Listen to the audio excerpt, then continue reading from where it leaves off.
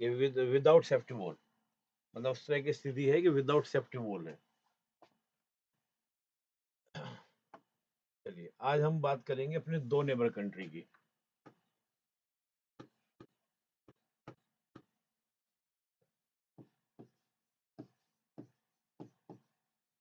भारत, नेपाल और Bhutan.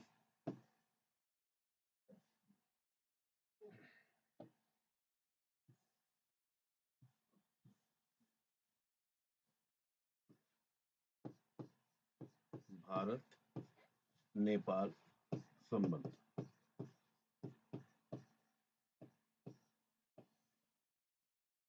Indo Nepal relation. आज मैं बोर्ड पर हम लोग चर्चा करेंगे, बोर्ड पर मैं पढ़ाने का प्रयास करूंगा, आप देखिएगा, बताइएगा कैसा क्लास लगा, कि एक ट्राई करके देखते हैं आपको कैसा पसंद आता है, बताइएगा। ऐसे ही सब बता दीजिए सर, सभी प्रश्नों के बेहतरीन ढंग से लिख लेंगे। बिल्कुल बिल्कुल, थैंक यू रोहित, मैं ऐसे ही लिखूंगा बेटा और ऐसे ही बताऊंगा। चलिए आज भारत सा नेपाल संबंध की हम बात करेंगे। मैंने एक बात आपको बोली थी, मैं आज फिर उस बात को दोहरा रहा हूँ दोबारा फिर, कि जब भी हम किसी भी नेशन को देखते हैं, किसी भी कंट्री को हम देखते हैं, तो मैंने आपको कहा था कि सबसे पहले उसका हल्का सा स्ट्रैटेजिक, उसका जो लोकेशन है, उससे उसकी उसकी स्ट्रैटेजिक पता चलती है, उसकी कंडीशंस क्या हैं, वो सब चीज़ों को हम थोड़ा सा समझने का प्रयास करते हैं, जानने का प्रयास करते हैं। आ, बेटा मैं पूर्ण रूप से तो नहीं बना पाता भारत का मानचित्र, क्योंकि ज्योग्राफी मेरा ऑप्शन नहीं है। तो यहाँ पे हम लोग मान लेते हैं, थोड़ा सा गलती बन गई।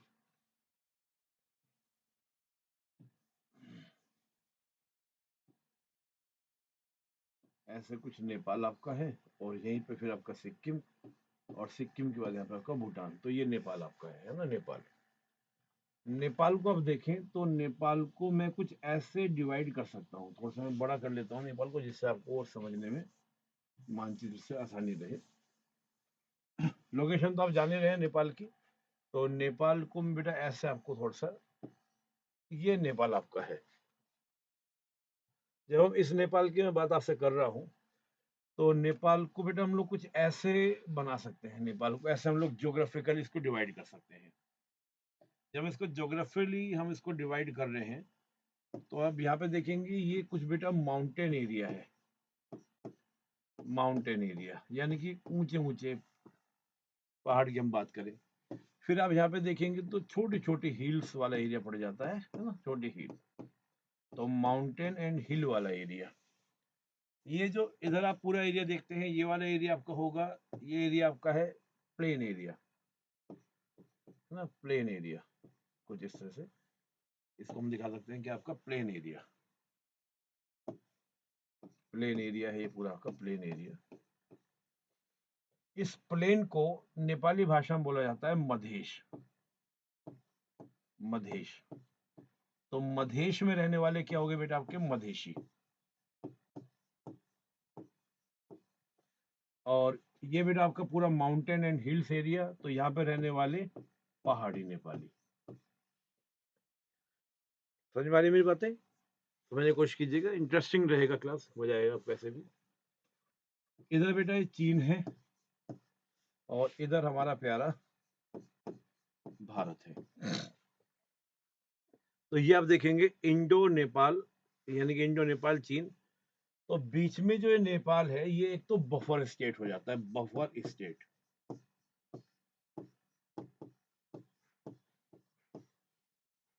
बफर स्टेट की मैंने आपको बताई थी स्टार्टिंग में ही, जब मैं फर्स्ट लेक्चर लेता हूँ मैं तो आपको बताया था कि बफर स्टेट हम बोलते किसे हैं। बफर स्टेट उसे बोला जाता है जहां पर क्या होता है आपका, जो दो महाशक्तियों के बीच में देश हो, दो शक्तिशाली देशों के बीच में हो, उसकी फॉरेन पॉलिसी इन्हीं दोनों देशों के इर्द गिर्द घूमती है, तो उसको बोल देते हैं हम बफर स्टेट। नेपाल हमेशा या तो चाइना कार्ड खेलने की कोशिश करता है या इंडिया कार्ड खेलने की कोशिश करता है। ये दोनों कोई क्या करता है, मैनेज करने की कोशिश करता है, कभी इससे लेता है कभी उससे लेता है। बफर स्टेट को हमेशा चिंता ये भी रहती है कि ये दोनों देश आपस में फ्रेंड ना बन जाए। अगर ये फ्रेंड बन गए तो क्या होगा, बनते ही ऐसा हो सकता है कि चीन कहते माउंटेन एरिया हम रख लेते हैं, मैदानी एरिया आप रख लीजिए। ऐसी भी कंडीशन हो सकती है।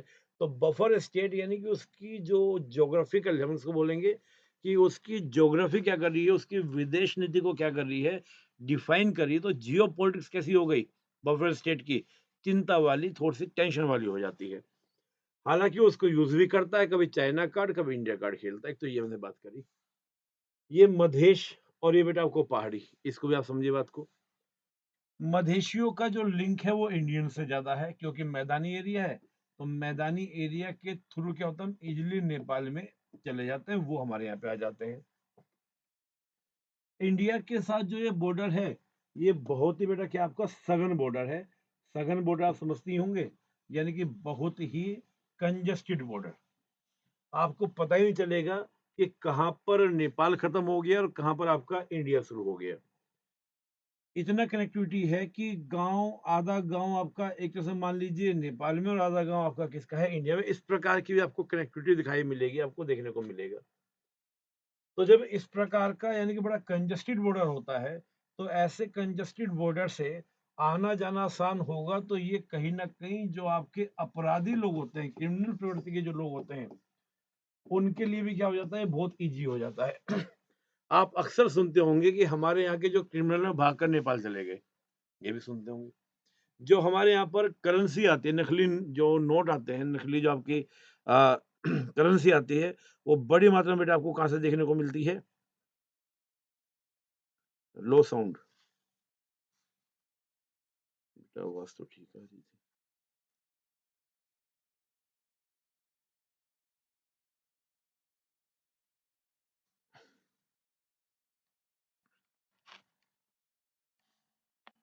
क्या अब भी कम आ रही बेटा आवाज?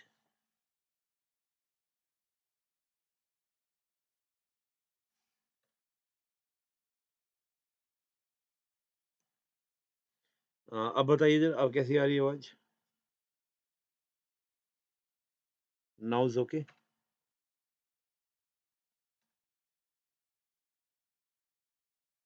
Now is okay.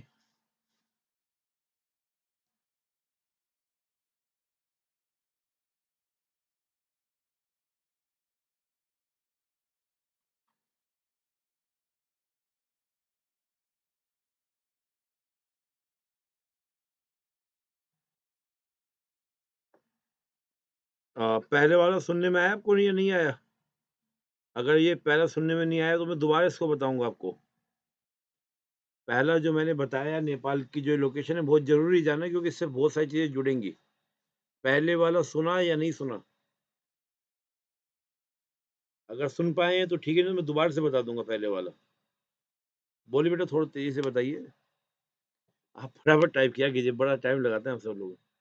नहीं, साउंड अब क्लियर है। पहले वाला दोबारा बताऊं? जो स्टार्टिंग बताया कि मैं इसको दोबारा बताऊं, ये सुनाई दिया पहले वाला? पहला सुना या नहीं, हाँ या ना बोलिए।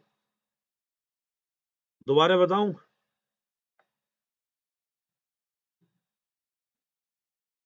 बता दीजिए, रिपीट कर दें। हाँ बस ये रिपीट ना, बस ठीक है, अभी मैं ये पूछ रहा हूँ कि रिपीट करने की जरूरत है तो मुझे आप बता दीजिए।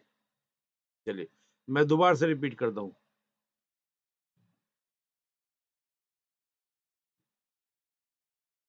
मैं दोबारा बता रहा हूँ बेटा, शुरू से बता रहा हूँ, ठीक है? कोई टेंशन नहीं लेना, दोबारा से बता देता हूँ पूरे।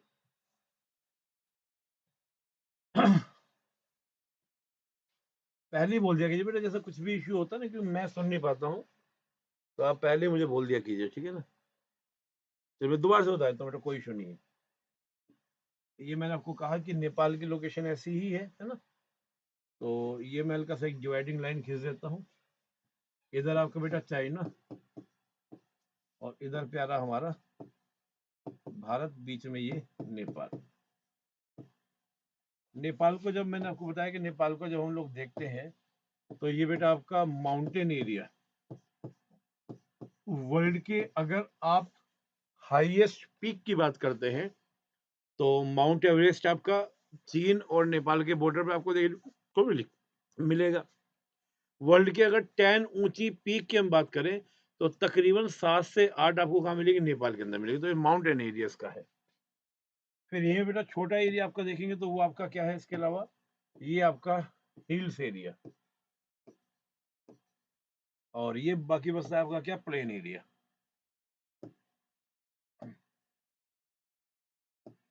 ये बेटा आपका प्लेन एरिया। नेपाली भाषा में प्लेन को बोलते हैं मधेश।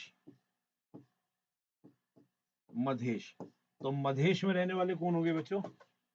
मधेशी। कौन हो गए? मधेशी। अब ये आपके कौन हो गए फिर आपके इधर? पहाड़ी, यानी कि पहाड़ी पीपल। प्लेन एरिया है, इंडिया से इजीली कनेक्ट होता है, और जो ये पूरा बॉर्डर है भारत और नेपाल का, ये बहुत ही कंजस्टेड बॉर्डर है, सघन बॉर्डर है। सघन बॉर्डर है, और दूसरा क्या होता है बेटा, हमें आने जाने के लिए, नेपाल आने जाने के लिए किसी तरह के वीजा या किसी तरह के आपको जरूरत नहीं होती, पासपोर्ट की कोई जरूरत नहीं होती। सिंपल जो आपके जेब में आधार कार्ड है, वोटर आईडी है, उससे भी आप क्या आ जा सकते हैं। क्यों? 1950 की, 1950 की Indo Nepal treaty, Indo Nepal treaty के थ्रू आप इजीली आ जा सकते हैं, कोई इशू नहीं है। तो बॉर्डर इसमें हो गया। तो जब सघन बॉर्डर है, इजीली आना जाना है, किसी तरह की कोई भी आपको बैरियर नहीं है, तो एक तो नेपाल जो है शरण स्थली बन जाता है किसके लिए? हमारे यहाँ पर जो क्रिमिनल होते हैं वो इजीली क्या करते हैं, नेपाल चले जाते हैं, नेपाल से आ जाते हैं। आपने देखा होगा कि जो यूपी बिहार के हमारे जो भगोड़े टाइप के लोग होते हैं, क्रिमिनल जो होते हैं, भागकर नेपाल ज्यादा जाते हैं, जो कि नेपाल उनके लिए अच्छी शरण स्थली बन जाता है, इजीली चले जाते हैं। एक बेटा नेपाल के बॉर्डर से हमारे यहाँ पर खैर अवैध व्यापार तो होता है, लेकिन एक करेंसी जो होती है, इसको नकली मुद्रा हम लोग बोलें, तो जो आपकी फेक करेंसी है वो बड़ी मात्रा में क्या नेपाल के बॉर्डर से भी हमारे यहाँ पर क्या होती है, आती है।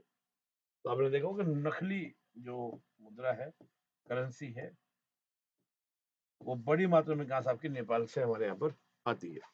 ये हमने थोड़ा सा देखा। नेपाल को चाइना के साथ ट्रेड करने में सहूलियत होगी या इश्यू रहेंगे, दिक्कत होगी?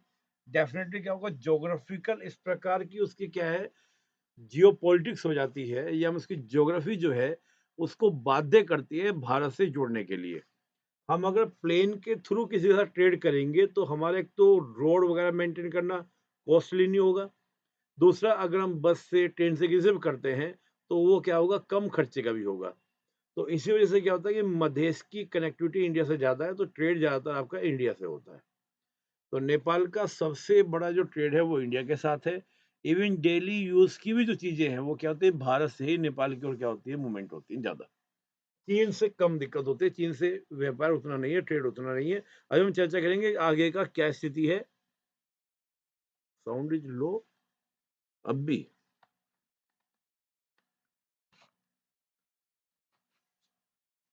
बेटा अब तो नहीं होना चाहिए।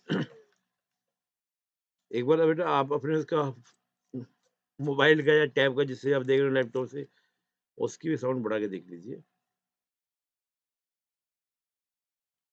अब तो ठीक आनी चाहिए बेटा, अब तो मैंने बैटरी भी चेंज कर दी।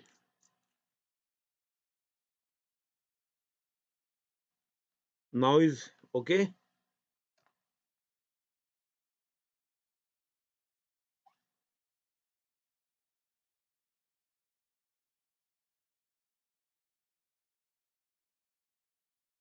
ठीक ठीक, वही मैं कह रहा हूँ कि अब ठीक है, कोई इशू नहीं फिर।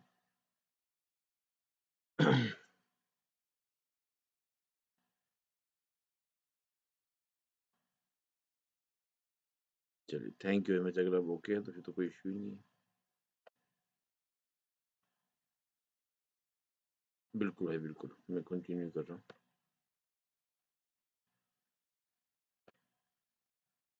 सही, आगे बढ़े। Thank you. तो बेटा नेपाल तो भारत चीन के बीच में, इसको मैंने आपको बताया था स्टार्टिंग में, एक शब्द मैंने यूज किया था, बफर स्टेट। बफर स्टेट बेटा वो होते हैं जो कि दो शक्तिशाली देशों के बीच में होते हैं, और उनकी फॉरेन पॉलिसी क्या होती है, उन दोनों देशों के इर्द गिर्द घूमती रहती है। तो उनकी जो ज्योग्राफी है वो क्या करती है, उन देशों के इर्द गिर्द घूमती है, ज्योग्राफी के कारण फॉरेन पॉलिसी उन देशों के कारण घूमती है, बफर स्टेट बोलते हैं। बफर स्टेट हमेशा एक चिंता में रहता है कि दो महाशक्ति के बीच में है। अगर दो महाशक्तियों के बीच में तनाव रहे, टेंशन रहे, तो ये बड़ा अच्छा है। और अगर तनाव नहीं रहता है, टेंशन नहीं रहती है, तो उसको डर ये लगता है कि अगर दोस्ती हो जाए तो कहीं हम लोगों को दोनों को बाँट ना ले, मतलब नेपाल जो है दोनों आपस में बाँट ना ले। कल को चीन और भारत के बीच में अगर अच्छी दोस्ती हो जाती है तो नेपाल को टेंशन नहीं होगी कहीं चीन ये ना कहे माउंटेन एरिया मैं ले लेता हूँ, प्लेन एरिया आप रख लीजिए, ऐसा ना हो जाए, ये रहता है। दूसरा बफर स्टेट को ये भी रहता है कि ये हमेशा मेरे लिए क्या होगा, रस्साकसी होती रहेगी। यानी कि दोनों देश अपने-अपने अलायंस में क्या करते हैं, अपनी-अपनी तरफ उसको झुकाने का प्रयास करते हैं कि वो हमारे से मिल जाए, हमारे से मिल जाए। यही प्रयास दूसरा देश भी करेगा, दोनों देश इसको रस्साकसी करते रहेंगे। इसमें वो क्या करता है, दोनों के साथ गेम करने की कोशिश करता है, यानी कि वो कार्ड खेलता है, कभी चाइना कार्ड, कभी इंडिया कार्ड, तो वो भी मजा लेता है। तो देखा जाए तो बफर स्टेट जो होता है, इसकी फॉरेन पॉलिसी उन्हीं 2 महाशक्तियों के इर्द-गिर्द घूमती रहती है। तो नेपाल एक तो बफर स्टेट है, दूसरा क्या है दोस्तों, नेपाल बेटा आपका क्या है, लैंडलॉक भी है, लैंडलॉक भी है। अब जो कोई कंट्री लैंडलॉक होगा, मैंने लैंडलॉक को बताया था कि सराउंडेड क्या हो, प्लेन से घिरा हो या दूसरे देशों की बाउंड्री से घिरा घिरा हो और उसकी कोई भी बाउंड्री जो है किससे ओशियन से टच ना करती हो। तो नेपाल की कोई भी बाउंड्री क्या है, ओशन से टच नहीं करती है। तो जब ओशन से टच नहीं करती है तो वो इंटरनेशनल ट्रेड के लिए इन्हीं दोनों देशों के ऊपर क्या हो जाएगा, डिपेंडेंट हो जाएगा, निर्भर हो जाएगा। ये वो देश क्या करता है कि उसको लगता है कि मेरी फॉरेन पॉलिसी या तो ये देश गाइड करेगा या वो देश गाइड करेगा, ये जब चाहेंगे मेरे को क्या कर सकते हैं, दुनिया से कट कर सकते हैं। आजकल आप सुन रहे होंगे कि बांग्लादेश भी क्या कर रहा है दोस्तों, अब कोशिश कर रहा है कि बांग्लादेश ये कहता है कि यहाँ पर बेटा आपका सिक्किम है, यहाँ पर आपका भूटान है और यहीं पे बेटा आपका वेस्ट बंगाल है, सिलीगुड़ी कॉरिडोर सुना होगा आपने, और बेटा सिलीगुड़ी कॉरिडोर के बाद बांग्लादेश। बांग्लादेश ये कहता है कि मैं चाहता हूँ, बांग्लादेश की आगे डिमांड है, वो कहता है, ये देश भी कह रहे हैं कि हम यहाँ से क्या करेंगे, जो उसका चिटगांव पोर्ट है उससे हम कनेक्टिविटी दे देंगे, किसको, नेपाल को, और साथ में किसको, भूटान को भी। बांग्लादेश चाहता है कि इनके दोनों के साथ मेरे व्यापार बने, नेपाल हमारे पोर्ट को यूज करे, भूटान हमारे पोर्ट को यूज करे, ताकि हमारी क्या हो, आमदनी हो। भारत को लगता है कि अगर ये बांग्लादेश से सीधे कनेक्ट हो जाएंगे तो कहीं ना कहीं पॉलिटिक्स समझिएगा, डिप्लोमेसी समझिएगा, तो हमारे ऊपर क्या होगी, नेपाल की डिपेंडेंसी नहीं रहेगी। और नेपाल अगर हमसे अच्छे संबंध रखता, चीन से ना रखता, तो शायद हमको क्या है, ये वाला हाईवे, ये वाला कनेक्टिविटी देने में दिक्कत ज्यादा ना होती। तो भारत थोड़ा सा असमंजस में है कि सीधा कनेक्टिविटी दें या ना दें, क्योंकि चिटगांव पोर्ट में चाइना भी बैठा हुआ है। तो भारत के लिए ये एक नेपाल के लिए इशू बन जाता है, मैटर बन जाता है। ये तो हमने नेपाल के ज्योग्राफिकल कंडीशंस को जाना कि वो बफर स्टेट, लैंडलॉक स्टेट, ये इसके लिए प्रॉब्लम हो जाती है। दूसरा इंडिया के साथ जो बड़े मधेशी हैं, तो मधेशी जो लोग हैं वो इंडिया के साथ ज्यादा कनेक्ट हैं। कनेक्ट कैसे हैं कि एक तो उनके आर्थिक संबंध, इकोनॉमिकल रिलेशंस किसके हैं, इंडियंस के साथ ज्यादा है, और साथ ही पारिवारिक संबंध भी हैं, पारिवारिक यानी फैमिली रिलेशंस भी हैं। इसलिए कहा जाता है कि जो मधेशी है इनका जो रोटी बेटी का रिश्ता, रोटी एक नारावादी बात बोली जाती है कि नेपालियों का रोटी बेटी का रिश्ता भारतीयों के साथ में है। क्यों है? रोटी यानी कि इकोनॉमिकल रिलेशंस और बेटी यानी कि फैमिली रिलेशंस। वहाँ आज भी इस तरह के कल्चर है कि राम सीता, तो आप जानते होंगे सीता आपका यानी कि वो मधुबनी, वही आप देखेंगे सीता माता की यहाँ पूजा होती है। और आपको बड़ा इंटरेस्टिंग बात आपने सुना भी होगा कि जैसे हम लोग भारत में दीपावली बनाते हैं, पूरे भारत में दीपावली बनती है, छठ एक बिहार में बनती है, लेकिन एक दीपावली पूरे भारत में लगभग लगभग बनती है, खासतौर से नॉर्थ इंडिया में सबसे बड़ा पर्व दीपावली माना जाता है। लेकिन नेपाल में जो सबसे बड़ा पर्व माना जाता है वो दशहरा, विजयदशमी। विजयदशमी क्यों मनाया जाता है ये आप समझ रहे होंगे, विजयदशमी क्योंकि उस दिन राम ने रावण को मार था, सीता मैया को बचाया था। तो दशहरा, विजयदशमी यानी कि राम की जीत की खुशी नेपाल में क्या होती है, सेलिब्रेट होती है। तो हमारे संबंध जो है रामायण काल से हैं। आप एक आपने पढ़ा होगा महाभारत, तो महाभारत में एक काफी योद्धा जिनका नाम कर्ण योद्धा, आपने सुना होगा कर्ण का नाम। तो एक उसका पर्व है महाभारत का, मैं भूल गया नाम उसका कौन सा था। कर्ण की जो दिग्विजय है, मतलब वन पर्व, हाँ, कर्ण का जो वन पर्व, महाभारत का जो वन पर्व है, तो वन पर्व में कर्ण की जो दिग्विजय का ज़िक्र है, वो नेपाल का है कि नेपाल में कर्ण ने चढ़ाई की थी और नेपाल ने वहाँ पे क्या किया था, अपनी विजय पताका वहाँ फैलाई थी। तो मतलब रामायण काल में भी नेपाल का ज़िक्र है। रामायण का कहते हैं कि सीता माता वहाँ से थी, नेपाल नरेश, मतलब वो जो आपका जनक जो था, नेपाल भी उसमें आता था, जनक उसमें। आपका बिहार का भी काफ़ी बड़ा बेल्ट ये सब आता था।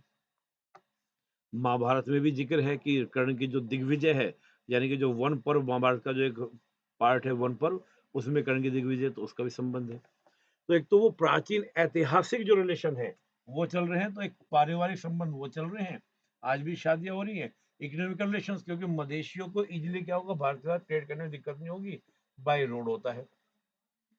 दूसरा बाय रोड है और किसी तरह का वीज़ा वगैरह ज़रूरत नहीं, क्योंकि 1950 की क्या ट्रीटी चल रही है।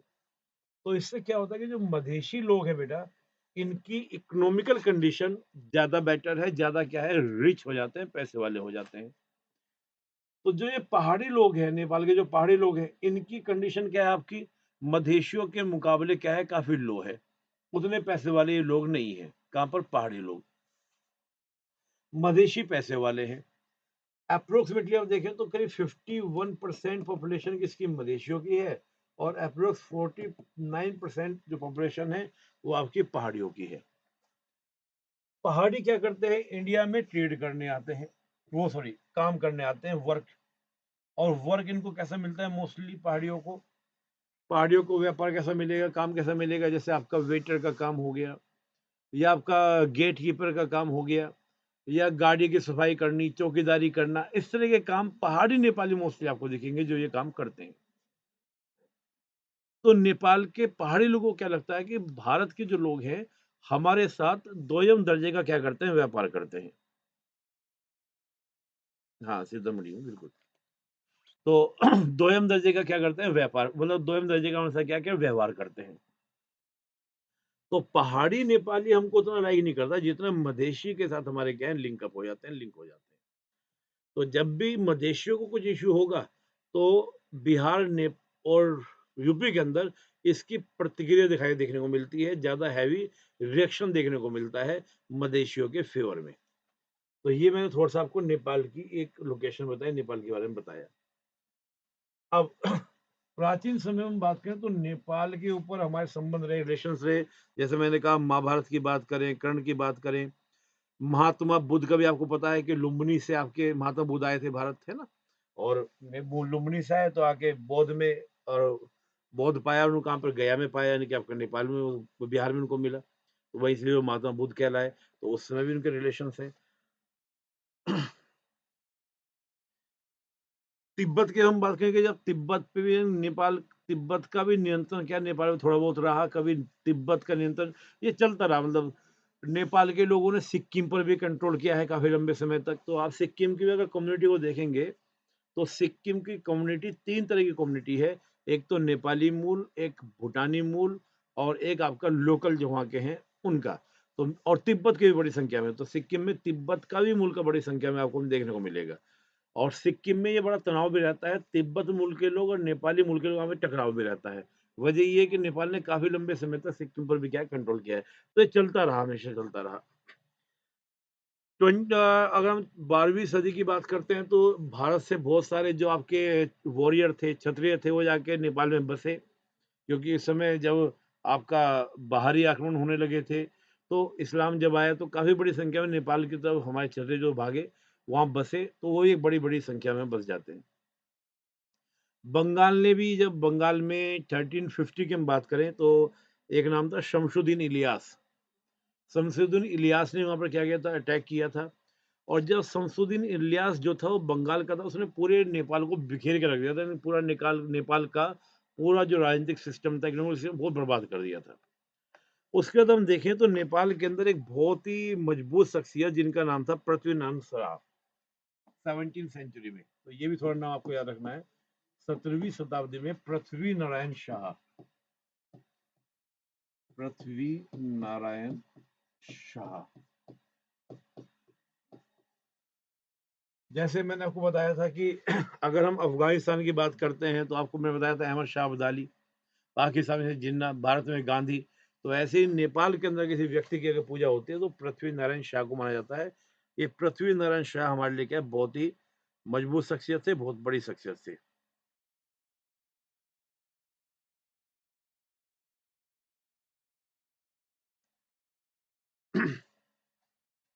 अब इनका जो बेटा कालखंड था, 17वीं सेंचुरी की हम बात करें, 17वीं सेंचुरी की बात कर रहे हैं, तो जब ये 17वीं सेंचुरी की बात करते हैं तो ये नेपाल का तो उन्होंने एकीकरण किया, लेकिन साथ ही उन्होंने भारत पर भी अटैक किया था। और भारत में इन्होंने एक बड़े लैंड पर, भारत के लैंड पर भी क्या दोस्तों कब्जा कर लिया था। हम देखें तो कुमाऊं है, गढ़वाल है, यानी जो उत्तराखंड इधर का जो बेल्ट पड़ेगा नेपाल का, यानी कि नॉर्थ का बेल्ट जो पड़ेगा, इधर उत्तराखंड का बेल्ट, कुछ यूपी बिहार का भी बेल्ट पर उन्होंने क्या अच्छा खासा कंट्रोल कर लिया, कब्जा कर लिया था। अब ये बेटा समय जो चल रहा था, उस समय जो समय चल रहा था कि ब्रिटिश भारत में 1757 यानी कि 1757 प्लासी का वॉर हो चुका था। प्लासी के वॉर के बाद आपका 1773 में पहले आपका रेगुलेटिंग एक्ट आ चुका था। भारत में ब्रिटिश अपना नियंत्रण बढ़ा रहे थे, लेकिन नेपाल उधर से यूपी बिहार के बॉर्डर पर उनको चुनौती दे रहे थे। तो इसी संघर्ष में कि भारत पर कंट्रोल किसका रहेगा, यूपी बिहार उत्तराखंड पर, उत्तराखंड तो उसमें यूपी का ही पार्ट था, पूरा पहले तो अलग ही पूरा सब क्षेत्र था, अवध मिथिला ये सब पड़ता था। तो नियंत्रण करने के लिए ब्रिटिश और नेपाल के बीच में क्या होता है, वॉर होता है। ये वॉर होता है 1814, 1814 से लेके 1816 तक में वॉर होता है, करीब 3-4 साल वॉर चलता है।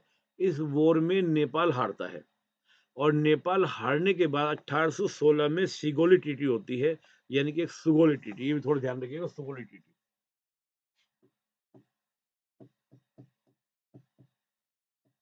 सुगोली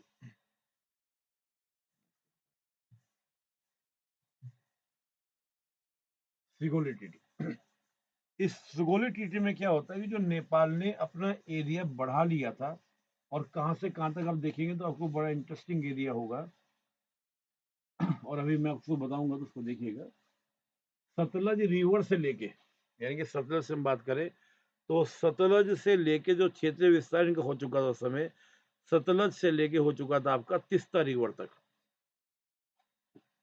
यानी कि जो गोरखा किंगडम था, जो मैंने पृथ्वी नारायण शाह की आपकी बात की, तो पृथ्वी नारायण शाह ने अपना जो क्षेत्रीय विस्तार था वो कर लिया था सतलज रिवर तक। देखिए ध्यान समझिएगा, सतलज रिवर, और इधर कर लिया था आपका कहां तक, तीस्ता तक। किसने, गोरखा किंगडम ने, पृथ्वी नारायण शाह के परिवार ने, है ना, पृथ्वी नारायण शाह ने स्थापना की थी। उसके बाद उनके आगे की जो जनरेशन थी, खासतौर से पृथ्वी नारायण शाह के जो पोते थे, उन्होंने काफी बड़ा जमीन पर कब्जा किया था। तो सतलज रिवर से लेके इन्होंने आपका तीस्ता रिवर तक का साम्राज्य अपना बना लिया था, जिसमें कुछ यूपी बिहार का बेल्ट भी आ गया था। लेकिन जब 1816 में, यानी कि जब आपका ब्रिटिश 1814 से लेके 1816 के बीच में वॉर हुआ, तो 1816 में होती है सिगोली ट्रीटी, सिगोली संधि, सुगोली। उस सुगोली ट्रीटी से क्या हुआ, सतलज वाला एरिया वहां से घटकर हो जाता है काली रिवर तक, काली रिवर। और यहाँ पर बेटा आपका मेची, मेची रिवर तक, यानी कि तीस्ता से घटकर आपका मेची। तो यहाँ पर इतना बड़ा क्या होता है, एरिया बना दिया जाता है कि इतना ही एरिया आपका क्या रहेगा 1816 में सिगोली ट्रीटी के माध्यम से।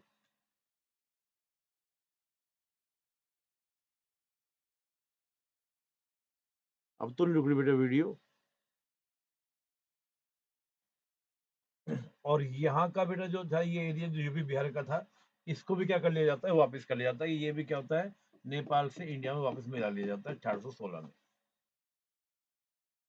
ये एरिया नेपाल का रह जाता है। जब नेपाल का ये एरिया रह जाता है, तो इससे क्या होता है, नेपाल के अंदर काफी ज्यादा असंतुष्टि होती है कि ब्रिटिश ने हमारे साथ बहुत ज्यादा हमको क्या किया, शोषण किया, एक्सप्लॉइटेशन किया है। अब 1816 में ट्रीटी ये हुई थी। ट्रीटी के बाद भारत में 1857 का क्या था दोस्तों, गदर। आपको पता होगा, फर्स्ट क्रांति होती, रिवोल्यूशन होता है, फर्स्ट फ्रीडम मूवमेंट जो आपका था 1857 का। उसमें नेपाल के जो राजा थे वो क्या करते हैं, ब्रिटिश की मदद करते हैं। नेपाल इसमें अपने आपको बेनिफिट देखता है कि हमको हेल्प मिले, हम इसकी हेल्प करेंगे तो बदले में हमें कुछ मिल जाएगा।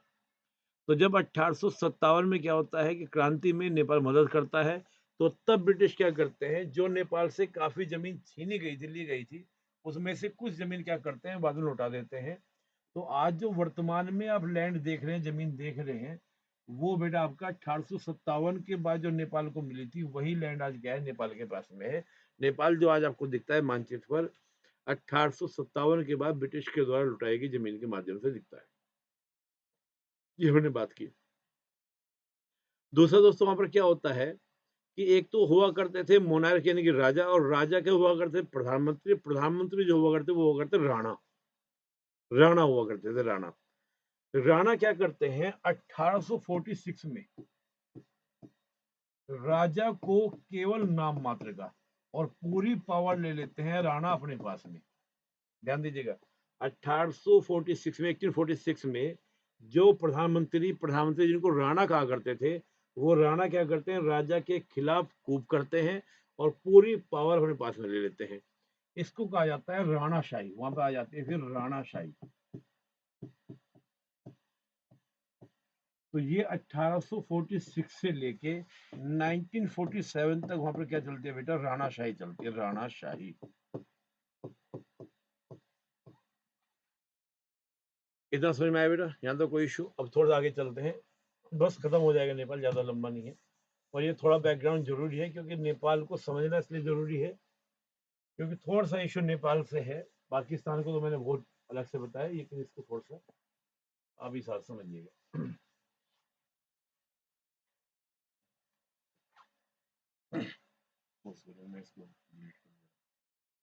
हाँ, तो बेटा अब देखिए 1947 की हम बात करते हैं। इधर भारत में तो क्या हो रहा था बेटा, आपका मूवमेंट चल रहा था, आंदोलन चल रहा था।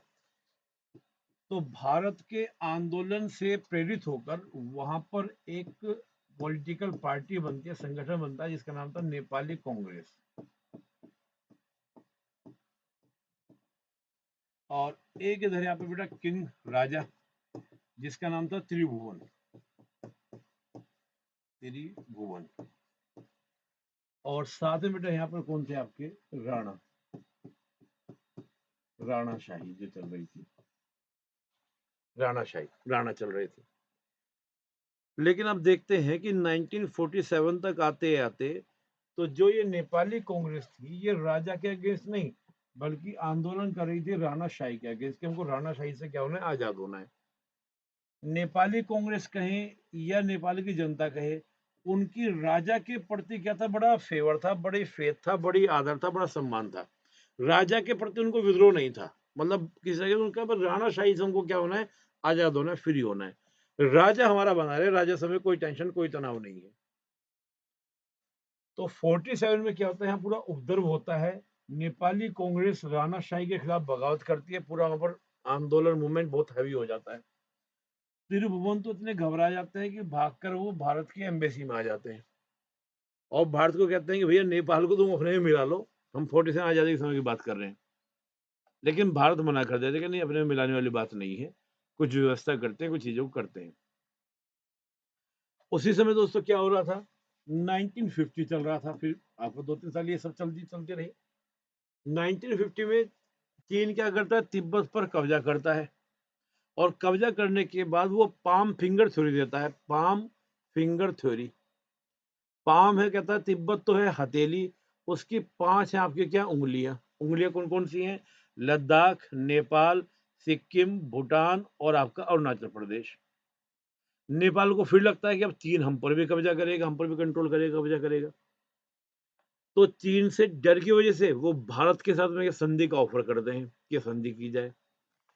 भारत के साथ यहाँ पे बड़ी इंटरेस्टिंग बात होती है कि जो समय राणा हुआ करते थे, भारत 1950 में क्या करता है, राणाओं के साथ में संधि करता है।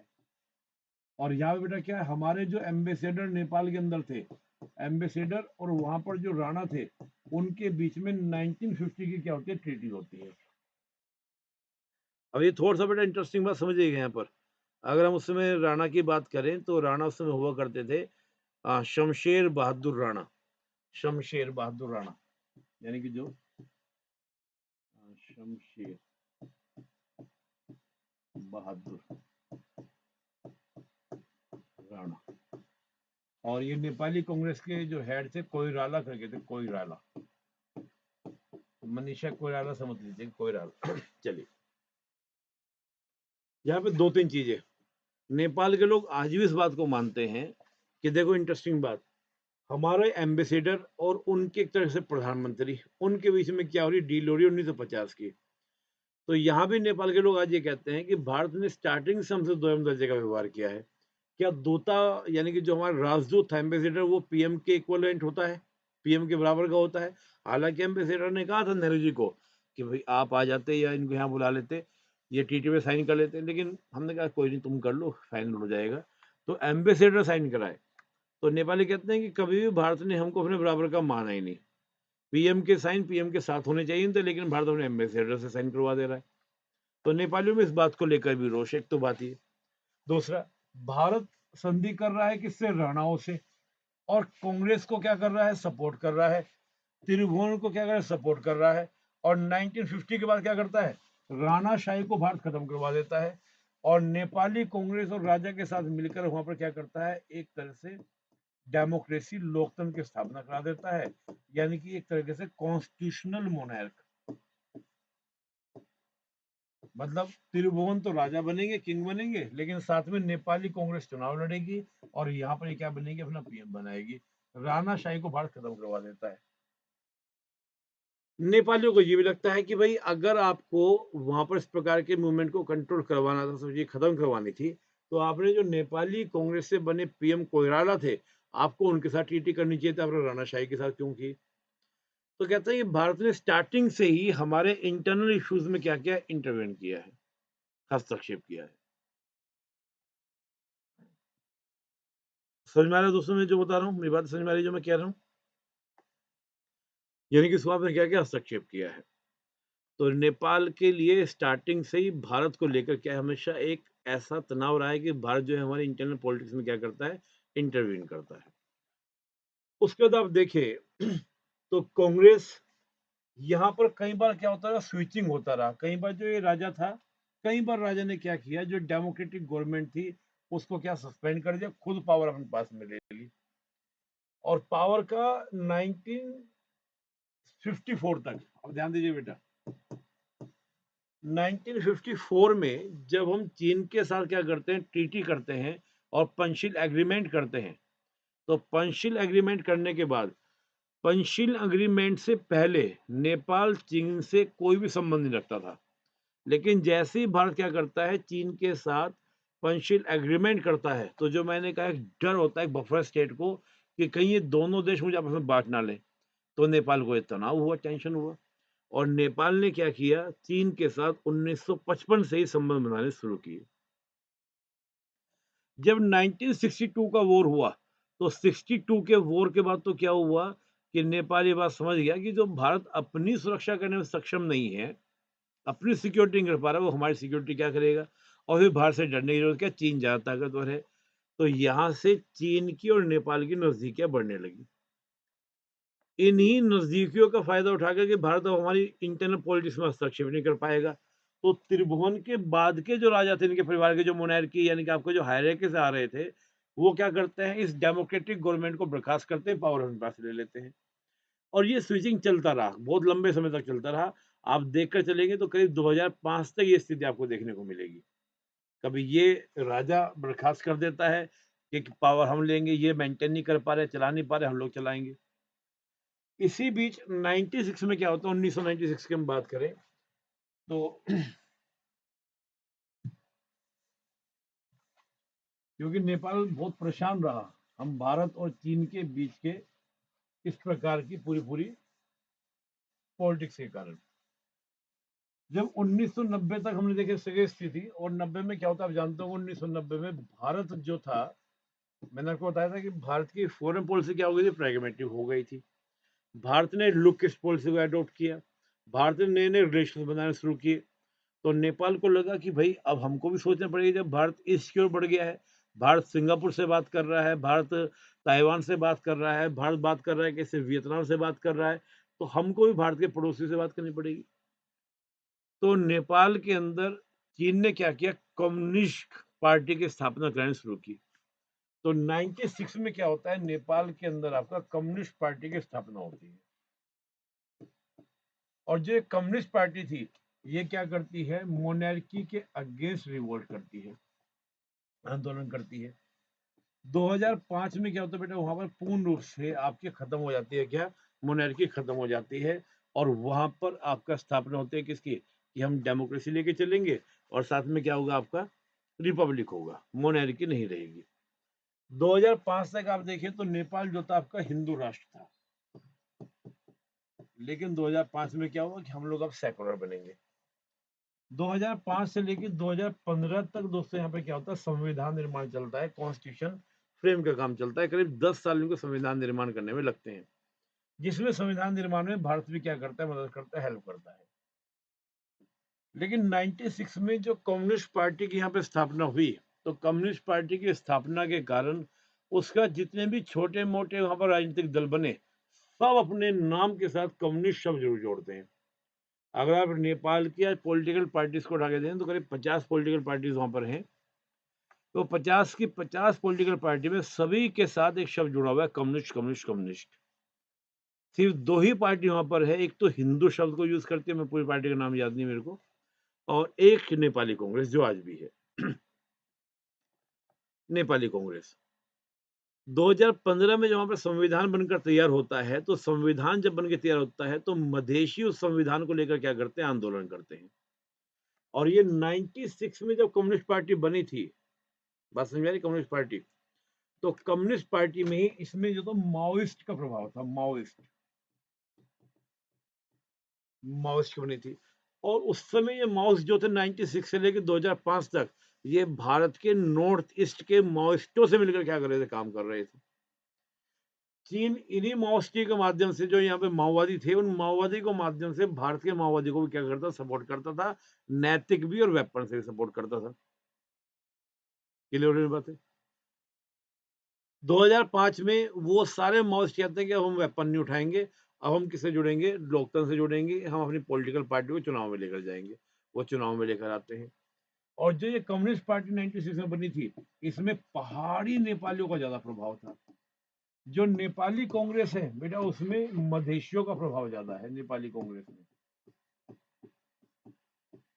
मधेशी। तो पूरे नेपाल की जो लड़ाई है वो मधेशी और किसकी है, आपकी पहाड़ी के बीच की लड़ाई है।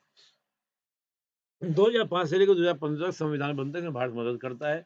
2015 संविधान बना, संविधान बनने के बाद मधेशी क्या करते हैं, संविधान का विरोध करते हैं। विरोध करने के 3 कारण थे। 3 कारण क्या थे?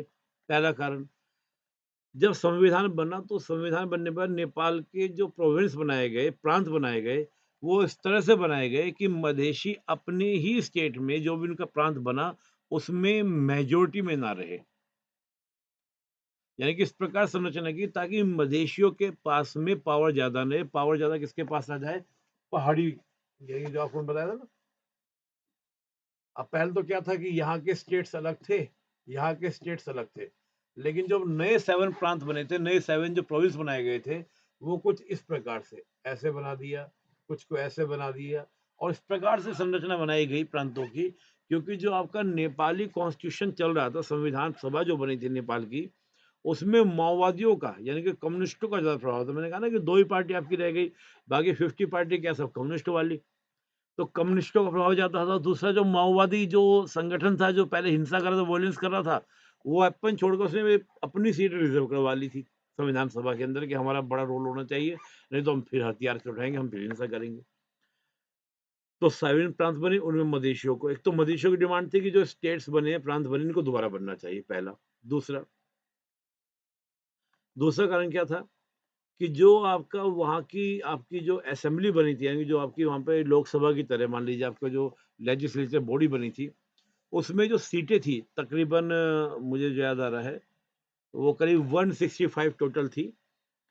तो 165 टोटल थी, तो उसमें जनसंख्या जब बराबर है तो वो आधी आधी बंटनी चाहिए थी। लेकिन हुआ क्या कि पहाड़ी नेपाल को ज्यादा दी गई, और मधेशी जो नेपाल था उसको, मधेश नेपाल को कम दी गई। उसको लेकर विरोध किया कि भाई हमारी जनसंख्या बराबर है, तो हमको ज्यादा मिलना चाहिए। 51% हमारी जनसंख्या करीब है, 50% है, तो होनी चाहिए। और तीसरा ये था कि जो रोटी बेटी का रिश्ता जिसका भारत से होगा, उसको वहां की कॉन्स्टिट्यूशनली पोस्ट नहीं मिलेगी, संवैधानिक पद बड़े नहीं मिलेंगे। इनको लेकर क्या हुआ, मदेशियों ने आंदोलन कर दिया और मदेशियों ने आंदोलन क्या किया, उन्होंने पूरा इकोनॉमिकल ब्लॉकेज कर दिया। अब ब्लॉकेज कहाँ करेंगे, जाहिर-सी बात है इंडो नेपाल बॉर्डर पे करेंगे, तो पूरा ब्लॉकेज हो गया। उस समय दोस्तों जब ये ब्लॉकेज हुआ चल रहे थे नवरात्रे, मैं बात कर रहा हूँ 2015 की, नवरात्रे।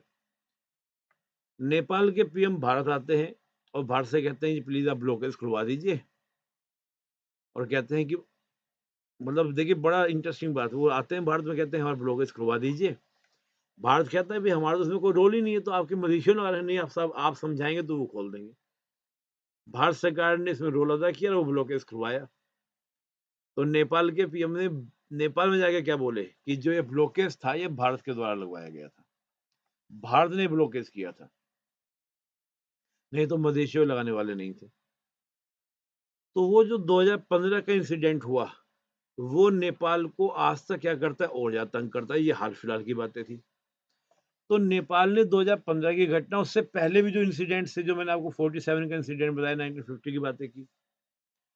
और जब से चाइना का प्रभाव बढ़ा 62 के बाद से, तो नेपाल 1950 की गई ट्रीटी को खत्म करने की बात करता है कि इसको खत्म कीजिए। भारत उस 1950 की ट्रीटी को खत्म करने को तैयार नहीं, भारत ने आज तक वो 1950 की ट्रीटी खत्म नहीं की है। भूटान के साथ जबकि 1949 में हमने ट्रीटी की थी, भूटान के साथ हमने ट्रीटी 2007 में खत्म कर दी है। और 75 में जब सिक्किम को हमने मिलाया, 71 में पाकिस्तान के हमने 2 टुकड़े कराए, तो नेपाल में ये बात और बैठ गई और चीन ने इसको और हवा दी कि भैया जैसे इसने पाकिस्तान के साथ किया, सिक्किम के साथ किया, तो बिग ब्रदर सिंडोम से तुमको कंट्रोल करेगा। तो ने हालाँकि नेपाल जानता है कि 1950 में यही चीन था जो हमको कंट्रोल करना चाहता था। तो नेपाल के अंदर और भी बातें गहराई में बैठ गई कि हमको क्या करना है, दोनों को मैनेज करना है, किसी एक के साथ नहीं जाना है। फिर नए-नए इश्यू 2015 में हम देखें तो जैसे अभी आपकी ओली गवर्नमेंट वहाँ पे हुआ करती थी। तो ओली ने क्या किया था, जो वहाँ पे चुनाव हुए बाद में, तो चुनाव में एक तो आपका नाम सुना होगा पुष्पेंद्र दहल कमल कमल दहल प्रचंड, जो प्रचंड थे। प्रचंड और ओली, इन दोनों ने अपनी पॉलिटिकल पार्टी को क्या किया, मर्जर किया और मर्जर करने के बाद इलेक्शन लड़े और 2/3 सीट यानी 2/3 सीटें इन्होंने क्या की, पूरे देश की जो आपकी असेंबली की सीटें थी, 2/3 सीटें इस पार्टी द्वारा ऑक्युपाइड कर ली गई, कब्जा कर ली गई। जिनमें आपस में सहमति बनी थी कि हम जो ये नई पार्टी बनी है, कम्युनिस्ट पार्टी ऑफ नेपाल जो बनी है, इसका जो लीडर रहेगा वो प्रचंड रहेंगे, प्रधानमंत्री ओली बनेंगे। लेकिन इनकी आपस में ट्यूनिंग बिगड़ने लगती है। ट्यूनिंग बिगड़ने को लेकर इनमें आपस में विवाद होने लगता है। भारत इसमें थोड़ा बहुत प्रयास करता है कि शायद बात बने और कुछ हमारे फेवर में बातें आएँ, लेकिन वो बात बनती नहीं है। तो ओली चीन को प्रभावित करने के लिए, ताकि जो और कम्युनिस्ट पार्टी है वो ओली को सपोर्ट करे, खुद ओली की जो पॉलिटिकल पार्टी है वो क्या करे, ओली को ज़्यादा सपोर्ट करे, तो वो भारत के अगेंस्ट क्या करते हैं, आग उगलना शुरू करते हैं, ताकि चीन को मुझे सपोर्ट मिले। और आपको अगर थोड़ा बहुत पॉलिटिक्स की बात पता हो, आपने थोड़ा अखबार वगैरह पढ़ते हो, तो नेपाल के अंदर जो चीन की एम्बेसडर थी, उसकी अक्सर न्यूज़ आया करती थी, वो बहुत ही ज़्यादा क्या है, एक्टिव है वहाँ पर। प्रचंड में, ओली में आपस में समझौता कराने में, पार्टी को मैनेज करने में, तो बहुत ज़्यादा क्या एक्टिव थी। यहाँ तक कि चीन के जो प्रेसिडेंट थे वो भी विज़िट करने गए थे नेपाल, शी जिनपिंग, वो भी विज़िट करने वहाँ पर गए थे।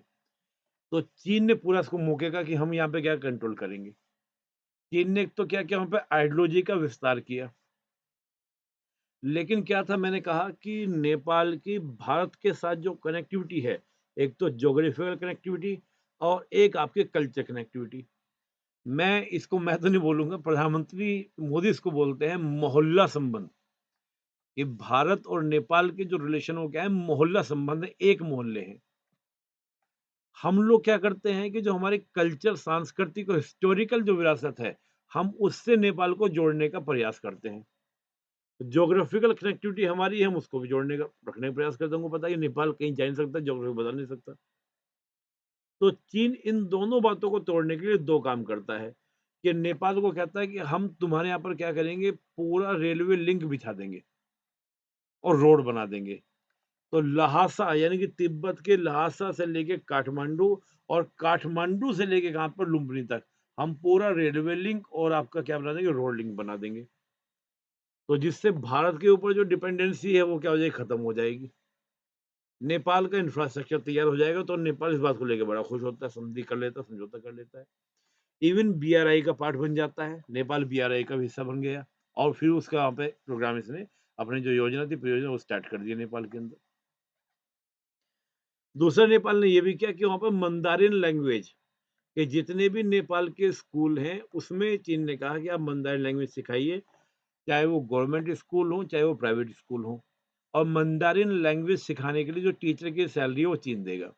तो इस समय नेपाल के अंदर जितने स्कूल्स हैं, चाहे प्राइवेट हैं और चाहे आपके क्या है, गवर्नमेंट है, वहाँ पर एक टीचर है जो मंदारिन लैंग्वेज सिखाता है।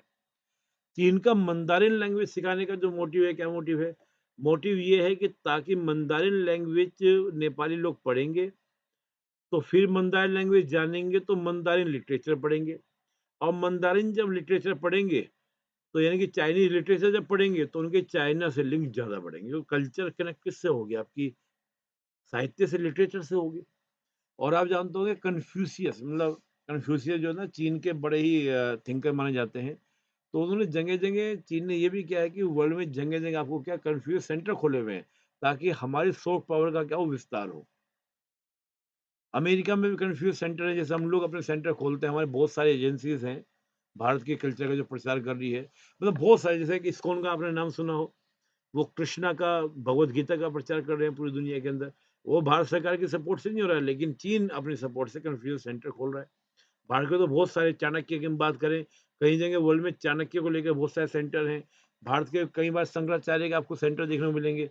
तो ये सब जो चीज़ें हैं, योगा के हमारे सेंटर विश्व में सब जगह मिलेंगे आपको। तो भारत की ये सॉफ्ट पावर है। तो भारत तो रिलीजियस बेस पर, स्पिरिचुअल बेस पर, भारत इसके अलावा आपका योगा बेस पर, आयुर्वेदिक बेसिस पर, बहुत बेसिस पर क्या है कि वर्ल्ड में अपने कल्चर को क्या कर रहा है, प्रसारित कर रहा है। इसलिए भारत की सॉफ्ट पावर क्या पहचानी जाती है कि भारत की सॉफ्ट पावर चाइना से ज़्यादा है। तो उसके काउंटर करने के लिए चीन अपने कन्फ्यूशियस सेंटर पूरे वर्ल्ड में खोल रहा है। लेकिन अभी वो भारत को क्या नहीं कर पा रहा है, काट नहीं पा रहा है।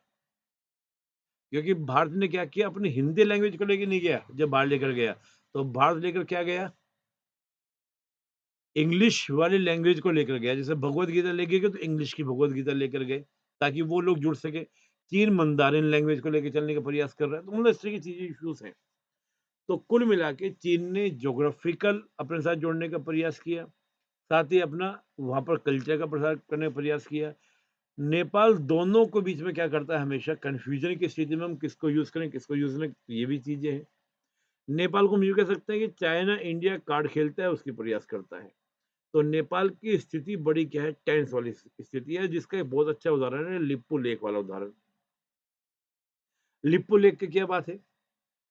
जो पूरा बेटा लिप्पू लेक विवाद वो क्या है, भारत का कहना ये है कि जो काली रिवर हम दोनों के बीच में क्या है, डिवाइडेड लाइन है, जो मैं सिक्योरिटी की बात कर रहा था आपसे। ये काली रिवर क्या करती है, सीमा विभाजक का कार्य करती है। नेचुरल जो बाउंड्री काली रिवर है। झगड़ा इस बात का है कि काली रिवर का उद्गम कहाँ से होता है, यानी कि उसका ओरिजिन कहाँ से होता है। नेपाल का कहना है कि काली रिवर का जो ओरिजिन है वो लिम्पियाधुरा से हो रहा है। भारत का कहना है कि काली रिवर का जो ओरिजिन हो रहा है, वो काला पानी के झरनों से हो रहा है। यानी कि जो उस काला पानी रीजन जो है, क्षेत्र जो है, उसके जो झरने हैं, उन झरनों से क्या होता है, काली रिवर का ओरिजिन हो रहा है। तो जैसे ही वो लिम्पियाधुरा की बात करता है, तो हमारा कहना ये है कि लिम्पियाधुरा से तो काली रिवर कहाँ से बन रही है? भारत का कहना है कि काली रिवर बन रही है काला पानी क्षेत्र के झरने से।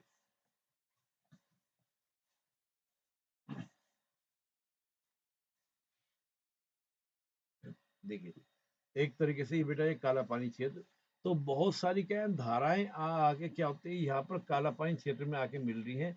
यहाँ से फिर एक झरना बनता है और उससे एक काली रिवर निकलती है, काली रिवर निकलती है। तो हम कहते हैं कि यहाँ से रिवर निकली है, तो रिवर जब यहाँ से मतलब रिवर मेनली यहाँ से झरने से निकली है। ये तो बहुत सारी क्या है, सहायक रिवर है, सहायक रिवर है। नेपाल कहता नहीं, लिम्पियाधुरा से निकल रही है। तो जब लिम्पियाधुरा से निकल रही है, तो जो ये रीजन भारत का ये पूरा हमारा हो जाता है। भारत कह रहा है कि नहीं, यहाँ से निकल रही है, तो काली रिवर यहाँ से, तो यानी कि ये रीजन क्या है, क्षेत्र क्या है, मेरा है। तो झगड़ा इस क्षेत्र को लेकर, इस बाउंड्री को लेकर है। झगड़ा ये क्यों बनता है, विवाद ये क्यों बनता है? हम लोगों ने कि जो माउंट कैलाश की यानी कि जो आपका मानसरोवर की यात्रा होती है, उसके 2 रूट हैं, एक तो उत्तराखंड से और एक आपका सिक्किम से। तो सिक्किम वाला रूट बेटर पड़ता है भाई किसी वेस्ट बंगाल के बंदे को, या हम कह सकते हैं बिहार के बंदे को, या आपका नॉर्थ ईस्ट के बंदे को जाना है कहाँ पर आपका मानसरोवर की यात्रा पर जाना है तो वहां से जा सकता है। लेकिन मान लो यूपी का कोई बंदा है, दिल्ली का है, इधर और स्टेट का है, तो उसके नजदीक तो क्या पड़ेगा, उत्तराखंड पड़ेगा। और अभी क्या है कि बेटा हम लोगों को ये 2 दिन की यात्रा पैदल चलनी पड़ती है, 2 दिन की यात्रा पैदल यहाँ से। तो सरकार क्या कर रही है, लिप्पू लेक तक पूरी ये क्या कर रही है, रोड बना रही है, जिससे क्या होगा, ये कुछ ही घंटों का सफर रह जाएगा। तो अभी क्या होता है, पैदल पहाड़ों को उसको जाना पड़ता है। भारत यहाँ पे क्या कर रहा है, रोड बना रहा है। तो जब लिम्पिया लिप्पू लेक तक, जो लिम्पिया धुरा जहाँ पे वो लिप्पू लेक, जो एक लेक दरा है, उसके पास ही आपका लिम्पिया धुरा है। तो वहां तक जब रोड बन जाएगी, तो ये चीन को सिरदर्दी इसलिए होती है कि जल्दी से इजीली क्या होगा, कल को कोई बात होती है तो इजीली भारत आके यहाँ पे बैठ सकता है, भारत आके यहाँ पे काम कर सकता है। क्योंकि वहीं उत्तराखंड और नेपाल के पास तिब्बत का बॉर्डर लगता है, तो भारत इजीली तिब्बत में एंट्री कर सकता है। जो तिब्बत ही जाना है हमको, तिब्बत में एंट्री करना है। तो जब रोड बन जाएगा, आज रोड भारत भले ही अपना रिलीजियस एक्टिविटीज के लिए या इस प्रकार की यात्रा के लिए, लेकिन कल को वहां पे आपका सैनिक भी यूज हो सकता है। तो चीन कहता है नया मुद्दा निकालो। तो नया मुद्दा क्या निकला, लिम्पियाधुरा। पहले लिम्पियाधुरा का तो विवाद नहीं था। ओली क्या करते हैं, वहां के कॉन्स्टिट्यूशन में अमेंडमेंट कर कर अपना नया मानचित्र दिखाते हैं। नए मानचित्र में कहते हैं कि लिम्पियाधुरा से ये एरिया हमारा है, सिर्फ चीन को प्रभावित करने के लिए, ताकि चीन क्या करे, मेरे को पावर में रखे। और आपने सुना होगा बहुत सारे स्टेटमेंट देते हैं कि राम का जन्म यहाँ पर हुआ था, ये सभी स्थिति। तो भारत चीन नेपाल के इंटरनल पॉलिटिक्स को भी क्या करते हैं, प्रभावित करते हैं। ओली ने तो ये तक कह दिया कि भारत बहुत सारी मीटिंग करवा रहा है, हमारे यहाँ नेपाल के होटलों में हो रही है मीटिंग, ताकि हमारी सरकार गिरे। लेकिन आखिरकार ओली गए और वहां पे इस समय नेपाली कांग्रेस है। लेकिन ये इशू वहां पर रहेगा क्योंकि चीन बहुत बड़ा पैसा। और आप सोचिए, चीन जब वहां पर रोड बना रहा है, जब वहां पर रेलवे लिंक बना रहा है, तो रेलवे लिंक रोड कहाँ से बनाएगा, उसका माउंटेन एरिया से निकलेगा। तो माउंटेन एरिया में आप जानते हैं, रेलवे लिंक बनाना हो, चाहे आपको आपका रोड बनाना हो, बड़े-बड़े आपको क्या बनानी पड़ेंगी, टनल बनानी पड़ेंगी। आपको रोड को बनाने के लिए पहाड़ियों को काटना पड़ेगा, बहुत खर्चीला है, लेकिन चीन करने के लिए तैयार है। चीन करने के लिए तैयार है। लेकिन भारत इसको लेकर अभी भी कि हाँ भाई, इतना पैसा खर्च करने के बाद फ़ायदा क्या होगा, बेनिफिट क्या होगा? क्योंकि मध्यस्थी हमारे साथ क्या लिंक है। इधर भारत क्या उसको काउंटर करने के लिए क्या कर रहा है, मदेशियों के साथ तो हमारे लिंक हैं ही अच्छे खासे, रोड वोड हम लोग अच्छे से करें तो और बेटर तैयार कर रहे हैं। लेकिन साथ ही हम लोग मोहल्ला रिलेशंस पर फोकस कर रहे हैं, यानी कि ट्रैक 1 के साथ-साथ ट्रैक 2 डिप्लोमेसी को हम लोग खेल रहे हैं। जो मैंने आपको स्टार्टिंग में कहा था, सिटीज़न डिप्लोमेसी। तो जैसे हमारे पीएम गए, तो वहाँ पर सीता माता के मंदिर में गए और वहाँ पर जाकर क्या है कि राम सीता करके वहाँ पे करताल बजा रहे हैं। वो करताल बजाने का मकसद ये था ताकि नेपाल के टीवी चैनल सब जगह ये बात छाए कि पीएम आते हैं भारत के और आकर वो सीता माता का गुणगान करते हैं। तो ये कहते हैं कि राम और सीता, तो मोदी जी कई बार नेपाल जाके बोले भी हैं कि भारत के राम और धाम नेपाल के बगैर अधूरे हैं। और आपको पता होगा, जो रामायण सर्किल, जो सर्किट जोड़ा जा रहा है, उसमें आपका क्या किया गया है, नेपाल के भी कई जगह जोड़ी गई हैं। साथ में बस यात्रा शुरू की गई है कि सीधा जानकी का जो मंदिर है उससे लेकर भारत के अयोध्या तक क्या होगी, बसें शुरू होंगी, शुरू कर दी गई है, शुरू हो गई है। तो ये भारत लगातार क्या कर रहा है, प्रयास कर रहा है। इवन बिहार का जो मधुबनी है, मधुबनी से नेपाल तक हमने क्या किया है, आ, ये पाइप होता है ना, ऑयल पाइपलाइन, उसको हमने बिछाई है। मधुबनी शायद नाम है, मोतीहारी शायद, हाँ देख लीजिएगा। तो वहां से हमने आपका क्या किया, ऑयल लाइन बिछाई है, ताकि क्या हो, नेपाल की भारत की क्या हो, ज्यादा अच्छे से क्या हो, कनेक्टिविटी हो। और नेपाल के लोगों को क्या मिले, ज्यादा सस्ता आपको क्या मिले, उनको ऑयल मिले। क्योंकि नेपाल बहुत बड़ा, जो तेल का हम बात करें, तो जिस समय 2015 में इकोनॉमिक ब्लॉकेज हुआ था, तो नेपाल के अंदर एक इमरजेंसी डिक्लेयर कर दी गई थी। स्कूल, कॉलेज, दफ्तर सब बंद कर दिए गए, क्योंकि वहाँ पे तेल ही नहीं पहुँच पाता, क्योंकि भारत का ब्लॉकेज हो गया। भारत ही सबसे ज़्यादा क्या करता, तेल की सप्लाई करता है। करीब नेपाल की 30% ऑयल की जो सप्लाई है वो भारत के द्वारा होती है। तो जो मैंने आपको बताया ना कि वो जो मैं नाम मिस कर रहा हूँ उसका, और ये लोग का बिहार से गया है, वो मधुबनी है या मोतिहारी है।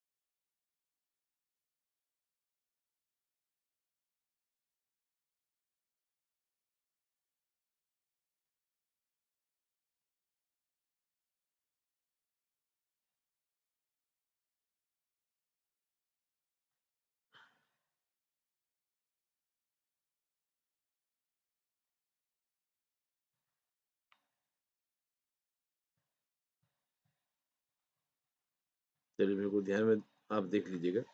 आपने ये भी सुना होगा कि हाँ, रक्सौल से आपका क्या काठमांडू रेल लाइन, ये बेटा भारत के द्वारा बनाई जा रही है। तो मोटी सी बात कि भारत भी चाइना को काउंटर करने के लिए, चाहे रेलवे लिंक हो, रोड लिंक हो, ऑयल गैस पाइपलाइन हो, मोहल्ला रिलेशंस की बात हो, यानी कि पीपल टू पीपल कनेक्टिविटी, आप मोहल्ला मोहल्ला रिलेशन ही वर्ड यूज कीजिएगा। जो हमारे पीएम ने वर्ड यूज किया मोहल्ला रिलेशन, उसी को लेकर आप भी वर्ड यूज किया मोहल्ला रिलेशन। मोहल्ला रिलेशन यानी कि आपका ट्रैक टू डिप्लोमेसी, यानी कि आपका डिप्लोमेसी कौन सी, track two and citizen diplomacy. मोहल्ला रिलेशन क्यों बोला, जो मैंने बात बोली, एक तो कल्चर रिलेशंस हो गए हमारे, एक जैसी कल्चर होगी हमारी, रीजन एक सा आपको देखने को मिलेगा। और दूसरा मैंने आपको क्या बोला कि सघन बॉर्डर है, तो इजीली यानी कि मोहल्ले में आने जाने में दिक्कत नहीं होती। उससे रिलेशन 1950 की टीटी, तो मोहल्ला रिलेशन ज्यादा बड़ा अच्छा शब्द उन्होंने निकाला, उसी शब्द को आप यूज कीजिएगा कि मोहल्ला रिलेशन है, पीपल टू पीपल कनेक्टिविटी हम फोकस कर रहे हैं, उसको हम जोड़ने का प्रयास कर रहे हैं। चाहे रामायण सर्किट हो, महाभारत के बारे में बात करें, चाहे बौद्ध सर्किट हो, सबसे हम जोड़ने का प्रयास कर रहे हैं, यानी कि महात्मा बुद्ध की भी जो विरासत है उससे भी हम जोड़ने का प्रयास कर रहे हैं। आपको पता भी होगा, जब हमारे विदेश मंत्रालय ने महात्मा बुद्ध का जिक्र किया कि महात्मा बुद्ध भारत में पैदा हुई, इस तरह की बात जिक्र की थी, तो नेपाल ने उसका विरोध भी किया था कि महात्मा बुद्ध जो है वो लुम्बिनी में पैदा हुए थे। तो उसको लेके विवाद हुआ, तो फिर भारत ने कहा नहीं, आपके पैदा तो वहीं पर हुए थे, लेकिन ज्ञान उन्हें, फिर हमने उसको करेक्शन किया था, सब चीजें हुई थी उस समय की बात है जब ओली गवर्नमेंट थी। तो इस तरह के नए नए डिस्प्यूट्स भी बनाए गए थे। तो ये इश्यूज आपका भारत नेपाल के बीच में है। अब भारत और नेपाल के संबंधों में भारत को अब आगे क्या करना चाहिए, तो हम समझ गए बातों को। एक तो जिस प्रकार बांग्लादेश से कनेक्टिविटी की बात की जा रही है, तो उसका एक विकल्प हम लोग तो सोच सकते हैं कैसे वो कनेक्टिविटी की जाए। क्योंकि अगर नेपाल की कनेक्टिविटी बांग्लादेश के चिटगांव पोर्ट से होती है, तो डेफिनेटली बात है, नेपाल का जो एक भय है कि हमें भारत पर निर्भर रहना पड़ता है, तो वो निर्भरता खत्म होगी। और अभी नेपाल जो दो देशों को मैनेज करने की कोशिश करता है, तो फिर वो ट्रायंगल सा बन जाएगा, चीन, भारत और बांग्लादेश। लेकिन बांग्लादेश से भी जो हाईवे जा रहा है वो निकल के तो आपका किससे जाएगा, सिलीगुड़ी कॉरिडोर से जाएगा, भारत के चिकन नेक से जाएगा। हालाँकि इससे बेनिफिट भारत को भी है, क्योंकि भारत के नॉर्थ ईस्ट का भी इससे डेवलपमेंट होगा। क्योंकि जैसे ही क्या होता है, बांग्लादेश भारत से अलग होता है, पाकिस्तान भारत से अलग होता है, तो हमारे नॉर्थ ईस्ट के लिए भी क्या हो जाती है, कनेक्टिविटी खत्म हो जाती है। नहीं तो पहले आपका देखिए नॉर्थ ईस्ट के लिए सप्लाई किससे हो जाती थी, बांग्लादेश, यानी कि उस समय तो भारत हुआ करता था। भारत से नॉर्थ ईस्ट को सप्लाई हो जाया करती थी, पूरी दिक्कत ही कोई नहीं था, इश्यू नहीं था। लेकिन होता ये है कि जैसे ही आपका बांग्लादेश पाकिस्तान अलग होता है, तो अलग होते ही हमारा नॉर्थ ईस्ट क्या होता है कि अपने आप को बहुत ही नैरो हो जाता है उसका कनेक्टिविटी हमारे से, सिलीगुड़ी कॉरिडोर जो करीब 18 किलोमीटर चौड़ा है। तो हमारे लिए भी उस पर विचार हो सकता है। दूसरा, मोहल्ला संबंध में जिस भारत सरकार फोकस करे, वो ऑलरेडी अच्छा कर रही है। चीन को काउंटर करने के लिए जो हम लोग वहाँ पे कल्चर की बात करते हैं, इस तरह की सब बातें, वो भी बड़ा अच्छा कार्य, सरकार का प्रयास अच्छा है। कुल मिला के भी जो नेपाली कांग्रेस वहाँ पे स्टैब्लिश की गई है या वो पार्टी बनी है, उसका जो रुझान पूर्ण रूप से चीन के प्रति है। नेपाली कांग्रेस जो है उसका झुकाव हमेशा भारत की ओर ज्यादा रहा है, वो भी एक अच्छी बात है। भारत को ये भी चाहिए कि जो नेपाली लोगों के अंदर इस प्रकार की बात है कि दोयम दर्जे का व्यवहार हमारे साथ होता है, वो खत्म होना चाहिए। इसके साथ दोस्तों आपको गोरखा एक बटालियन के बारे में पता होगा। आपको याद होगा, इस गोरखा बटालियन के ऊपर भी ओली गवर्नमेंट ने क्वेश्चन उठा दिया था। तो गोरखा बटालियन में इस प्रकार की चीजें ना हो, कुछ गोरखा की ओर से बातें आने लगी थी कि हम तो नेपाल से लड़ेंगे, ऐसे की बातें भी होने लगी थी। इन सब चीजों का ध्यान रखा जाए। भारत किसी भी तरीके से नेपाल के इंटरनल पॉलिटिक्स को ध्यान रख के उसमें क्या करे, एंट्री करे, कोशिश करे कि इस प्रकार कोई इश्यू दोबारा ना बने, ताकि नेपाल के साथ हमारे संबंध खराब हो और नेपाल चीन के साथ मजबूरी में जुड़े, उसके नजदीक जाए। लेकिन मैं बड़ा आश्वस्त इस बात को लेकर हूं कि नेपाल की ज्योग्राफी नेपाल को इजाजत नहीं देती कि वो चीन से ज्यादा जुड़े। अगर मान लीजिए चीन पूर्ण रूप से वहाँ पे रेलवे लाइन जैसा उसने वादा किया वो पूरा कर देता है, रोड बना भी देता है, मैं तब भी कहता हूँ कि उसके थ्रू ट्रांसपोर्ट करना कॉस्टली पड़ेगा। आपको हिल्स माउंटेन में अगर गाड़ियाँ घुमानी है तो बहुत लंबा होता है, 50 किलोमीटर का रास्ता भी लंबा हो जाता है, घूम-घूम के जाना है, पहाड़ी पे चढ़ना है, तेल ज़्यादा खर्च होगा, समय ज़्यादा लगेगा। तो भारत से ज्योग्राफी उसकी ज़्यादा नज़दीक है, बाहर से कल्चर उसकी है, बाहर से हिस्ट्री उसकी है, तो हर तरीके से भारत से की नज़दीकी ज़्यादा है। तो इसको दोनों देशों को समझना पड़ेगा। तो भारत-नेपाल संबंध में मुझे इतनी चर्चा करनी थी। आपके मन में कोई क्वेश्चन हो तो आप पूछ सकते हैं।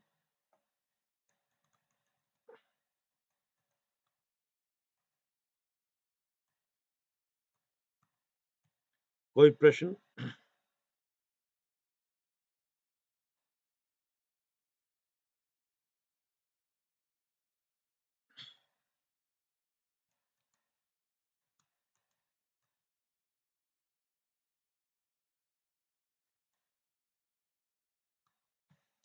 क्वेश्चन लिख लीजिए भारत-नेपाल संबंधों पर।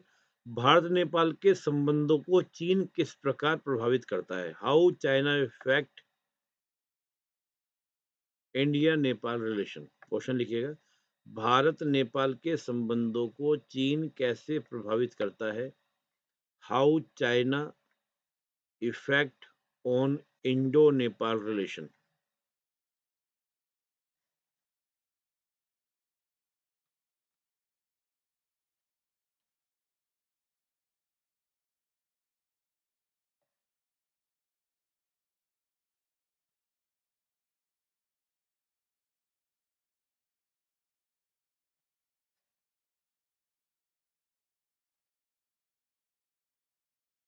हाँ, नेपाल की आर्मी है भैया, नेपाल की आर्मी है, उसमें कोई इश्यू नहीं है।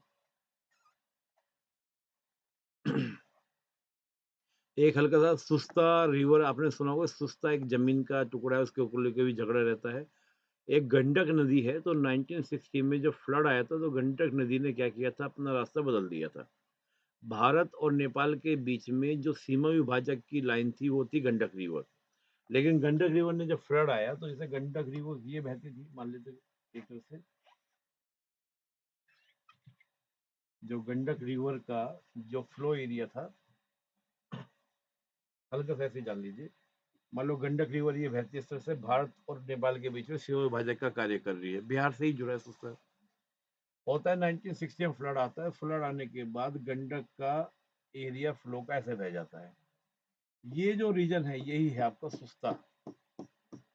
नेपाल क्या करता है, इस पे कब्जा कर लेता है। भारत ये कहता है कि जमीन हमारी है। तो नेपाल कहता है फिर नदी नक्शा बदल समय क्या मतलब है, ये एरिया तो हमारा है। तो गंडक रिवर के कारण सुस्ता क्षेत्र पर उसका बड़ा कब्जा कर लेता है। तो वो एक विवाद हमारे बीच में दोनों बीच में रहता है, कोई बहुत बड़ा विवाद नहीं है। बेटा पीडीएफ मैंने कल चीन का भी भेज दिया है, आपको मिला होगा। आज नेपाल का मैं भेज दूंगा। मैंने आज जानबूझ के पीपीटी से नहीं पढ़ाया, मैं चलो थोड़ा सा स्टेप से बोर्ड से देखते हैं। मुझे लगता है थोड़ा और ज्यादा आपको अच्छे समझ में आया होगा इस प्रकार से कार्य करने से। चलिए, तो पीपीटी मिल जाएगी, बुक भी बेटा आ गई है। आपको कल ही वो दुकान का नाम बताया जाएगा, जहाँ से आपको मिलेगी उनका नंबर दे दिया जाएगा। चलिए, अब हम बात करते हैं बेटा किसकी, भूटान की। नेपाल पर कोई क्वेश्चन हो तो आप पूछ सकते हैं, कोई प्रश्न हो पूछ लीजिए, फिर मैं भूटान की ओर चलता हूँ। बताने को तो बहुत कुछ है, लेकिन जितना मैंने बताया वो आपके लिए पर्याप्त है, उसमें आप उसको अच्छे से आंसर लिख के आ सकते हैं।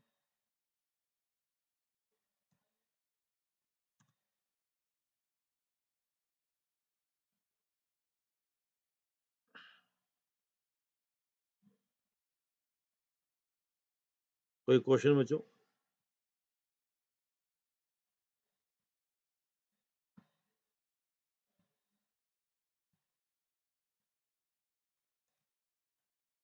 चलिए हम भूटान की बात करते हैं।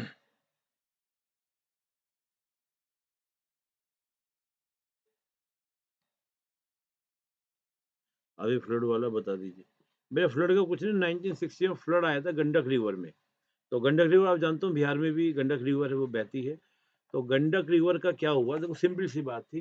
रिवर ये फ्लो कर रही है, 1960 में फ्लड आया तो नदी ने अपना जो प्रवाह क्षेत्र था जहाँ से वो बहती थी, फ्लड जो उसका फ्लो एरिया था वो बदला।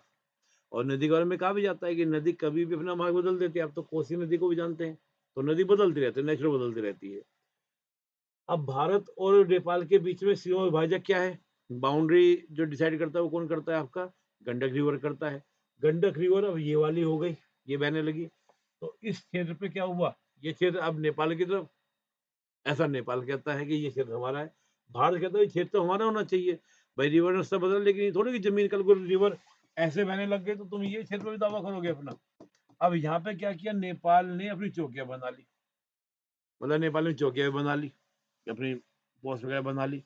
इवन भारत के जो बहुत सारे भगोड़े हैं, उन भगोड़ों को भी क्या करता है, सुस्ता जो ये क्षेत्र है, इसमें उसने बसा दिया है नेपाल ने कि तुम्हें रहना तो यहाँ पे रह लो।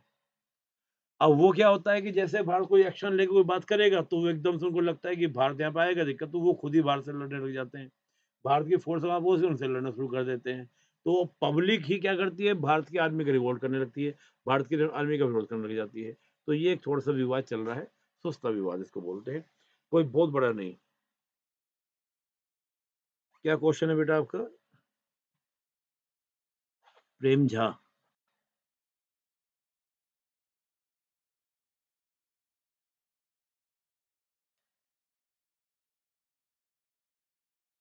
हाँ, नेपालियों का रुख कैसा है बेटा, मैंने कहा ना कि जो मधेशी नेपाली हैं, उनका रुख तो इंडिया के फ़ेवर में रहता है हमेशा। आप बात कीजिएगा, आप तो, और जो पहाड़ी नेपाली है, वो थोड़ा-सा इंडिया के एंटी रहते हैं। मतलब थोड़ा-सा इंडिया के उनको अगेंस्ट बोलते हैं, एंटी बोलते हैं, क्योंकि वो जो कम्युनिस्ट पार्टी, मंदारिन लैंग्वेज, चीन का इन्फ्लुएंस, उसकी वजह से इंडिया के अगेंस्ट बोलते हैं। मैंने नेपाल पे एक बार 7-8 वीडियो बनाए थे, पूरे छोटे-छोटे इश्यूज़ को लेकर। तो नेपालियों ने उसपे कुछ वीडियो तो बहुत मेरे बारे में अलग से बोला है। तो मुझे इसके लिए से पता है कि वो काफ़ी विरोध है, लेकिन काफ़ी जो मधेशी नेपाली हैं, वो मेरे फ़ेवर में बोले हैं। मैं इस बात से बहुत प्रमाणित से कह सकता हूँ। हाँ, मेनली यही संबंध है कि भारत-नेपाल संबंधों पे चर्चा कीजिए। ये भी क्वेश्चन सिंपल सा क्वेश्चन है, फिर तो आप बता ही देंगे। लेकिन ख़ास तौर से चीन कैसे इम्पैक्ट डालता है, तो इस क्वेश्चन को आप कैसे बताएँगे? स्टार्टिंग करेंगे नेपाल के लोकेशन से। कि नेपाल एक बफर स्टेट, एक लैंडलॉक स्टेट है, ठीक है ना? तो उसकी जियोपॉलिटिक्स क्या करती है, उसकी विदेश नीति को क्या करती है, बहुत ज़्यादा प्रभावित करती है। यही सब बात को शुरुआत करेंगे। फिर आप थोड़ा-सा बात करेंगे कि सन 1954 की बात करेंगे, हिस्टोरिकली थोड़ी बात करेंगे, 54 से आप बातें करेंगे। जब आप 54 से बात करेंगे, तो 54 में पंचशील एग्रीमेंट के बाद नेपाल का एटीट्यूड चीन के प्रति बदला। 1955 में चीन और नेपाल के रिलेशंस डेवलप हुए। 62 के बाद तो और ज़्यादा संबंधों में प्रगाढ़ता आई चीन और नेपाल के बीच में, क्योंकि नेपाल से आश्वस्त हो गया कि जो भारत अपनी सुरक्षा करने में सक्षम नहीं है, वो हमारा क्या कर लेगा, तो चीन के प्रति हमको झुकाव ज़्यादा करना है। फिर बाद में हम तो वो थोड़ा-सा ये भी ज़िक्र किया कि भारत के प्रति पहाड़ी और मधेशी, कि मधेशियों का झुकाव भारत के प्रति रहता है, क्योंकि लैंड रूट से जुड़े हुए हैं, रोटी-बेटी का रिश्ता है, लेकिन पहाड़ी नेपालियों के साथ उस तरह का व्यवहार भारत में नहीं होता। तो वहाँ पर फिर आपका चीन क्या करता है, कम्युनिस्ट पार्टी का, यानी कि अपने जो आइडियोलॉजी है, माओ आइडियोलॉजी जो है, कम्युनिस्ट आइडियोलॉजी है, उसको प्रभाव पहुँचाता है। तो 96 में वहाँ पे कम्युनिस्ट पार्टी बनती है। ये भी भारत और नेपाल के संबंधों पर प्रभाव डालती है।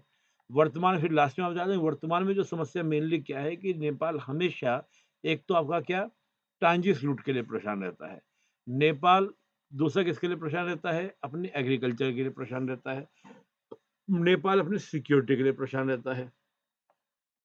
तो जिस भी देश से नेपाल को ये सब सिक्योरिटी मिल जाएगी, नेपाल की कनेक्टिविटी उससे ज़्यादा हो जाएगी। बाद में निष्कर्ष में आप ये भी डालिएगा कि भारत के साथ नेपाल के जो संबंध हैं, वो हिस्टोरिकल हैं, वो आपके कल्चरल रिलेशंस हैं। भारत लगातार प्रयास कर रहा है, मोलर रिलेशंस की आप बात कीजिएगा। इसके अलावा जो नेपाल की डिपेंडेंसी की बात करता है, हम बांग्लादेश के साथ जुड़ने को लेकर भी विचार चल रहे हैं कि बांग्लादेश के चिटगांव से उसको जोड़ा जाए, रूट से जोड़ा जाए। इसके अलावा हम उसकी जो डिपेंडेंसी की बात वो करता है, लिंक की बात करता है, हम रेलवे, रोड लिंक वहाँ पे बना रहे हैं। इवन आप वो जो पेट्रोल की, ऑयल की जो पाइपलाइन बिछाई गई है, आप उसका भी ज़िक्र कीजिएगा। जगह का नाम ना है तो बिहार से नेपाल तक जोड़ी गई है, उसका भी ज़िक्र कीजिएगा। तो ये सब बातें बता के आप इसको कॉन्क्लूड कर देंगे। बेटा गोरखा वाला इश्यू यही है सिंपल कि जब आपका सिगोली ट्रीटी हो गई थी, तो तभी से क्या था, नेपालियों के गोरखा जो बटालियन, मतलब गोरखा उस समय लड़े थे ब्रिटिश से। तो ब्रिटिश ने गोरखाओं के दमखम को देखकर कि भई ये माउंटेन एरिया में बड़ा अच्छा लड़ लेते हैं, तो उन्होंने एक गोरखा बटालियन बना दी थी, इंडियन आर्मी के अंदर। तो ब्रिटिश सिगोली ट्रीटी से ही, तभी से क्या हो रही है, 1816 में जो हुई थी, तभी से भारत के लिए क्या कर रही है, वो मदद कर रही है। 1857 का जो मैंने आपको बताया, उस समय भी गोरखा लोगों ने भारत की मदद की थी। और गोरखा के बारे में जब 1962 का वॉर हुआ था, उस समय गोरखा ने भारत के खिलाफ बहुत बड़ा अच्छी लड़ाई लड़ी थी गोरखा बटालियन ने। नेहरू जी ने तो ये तक कहा था कि अगर कोई व्यक्ति ये कहता है कि मैं मरने से नहीं डरता, तो पीएम मोदी ने वो पीएम नेहरू ने कहा था कि नहीं डरता तो या तो वो झूठ बोल रहा है या फिर वो गोरखा है। तो गोरखा।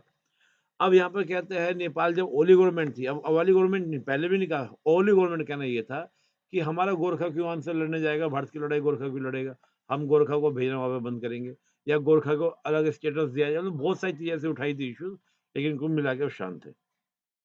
ओके, चलिए अब हम बेटा भूटान की बात कर ले।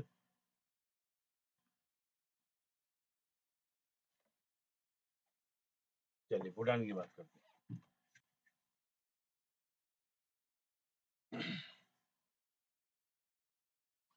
आइए भूटान। भूटान की अगर हम बात करते हैं, ये भूटान, भूटान कहाँ से कनेक्ट होता है, सिक्किम से कनेक्ट हो रहा है, किधर आपका अरुणाचल से कनेक्ट हो रहा है, भूटान आपका होता है, नेपाल उधर है, सिक्किम भूटान अरुणाचल प्रदेश। भूटान को लेकर बड़ी इंटरेस्टिंग बात यह है कि जैसे नेपाल चीन और भारत के बीच में उलझा हुआ एक बफर स्टेट की तरह काम कर रहा है, भूटान अभी बफर स्टेट नहीं बना है तो बफर स्टेट जैसी लोकेशन, क्योंकि वही बफर स्टेट दोनों देशों के बीच में है। साथ में क्या है आपका, लैंड रूट से कनेक्ट नहीं होता, आपका ओशन से कनेक्ट नहीं होता, लैंड लॉक स्टेट भी है। लेकिन कमाल की बात है कि भूटान जो है हमेशा इंडिया के फेवर में रहा है, इंडिया के साथ रहा है, इंडिया के साथ उसने कनेक्टिविटी को रखा है। उसके कारण, उसके रीजन है। रीजन क्या है? अच्छा, मुझे एक बात और बता दूं आपको, थोड़ा आपको जानकारी में होना चाहिए।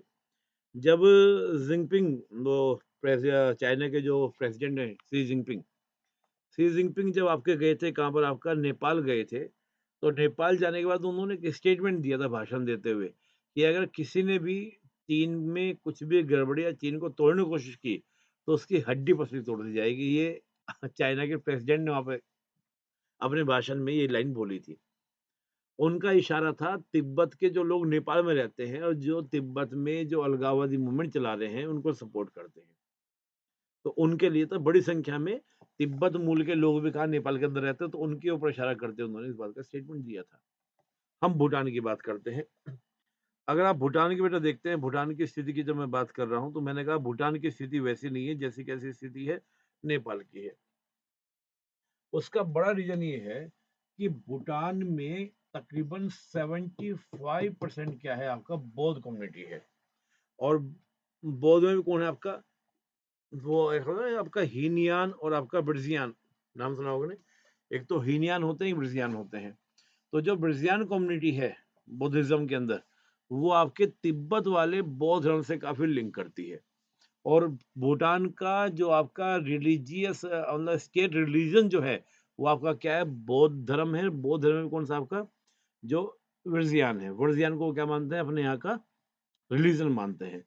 और वो तिब्बत से कनेक्टिविटी है। अब तिब्बत में जिस प्रकार के अत्याचार देखे हैं किसने, तिब्बत ने, तो जाहिर सी बात है वो भूटान के अंदर देखने को मिलते हैं। भूटान के और तिब्बत के बीच में कोई बाउंड्री ज्यादा, कोई ये नहीं कि बहुत बड़ा बाउंड्री रही है, निश्चित रही है।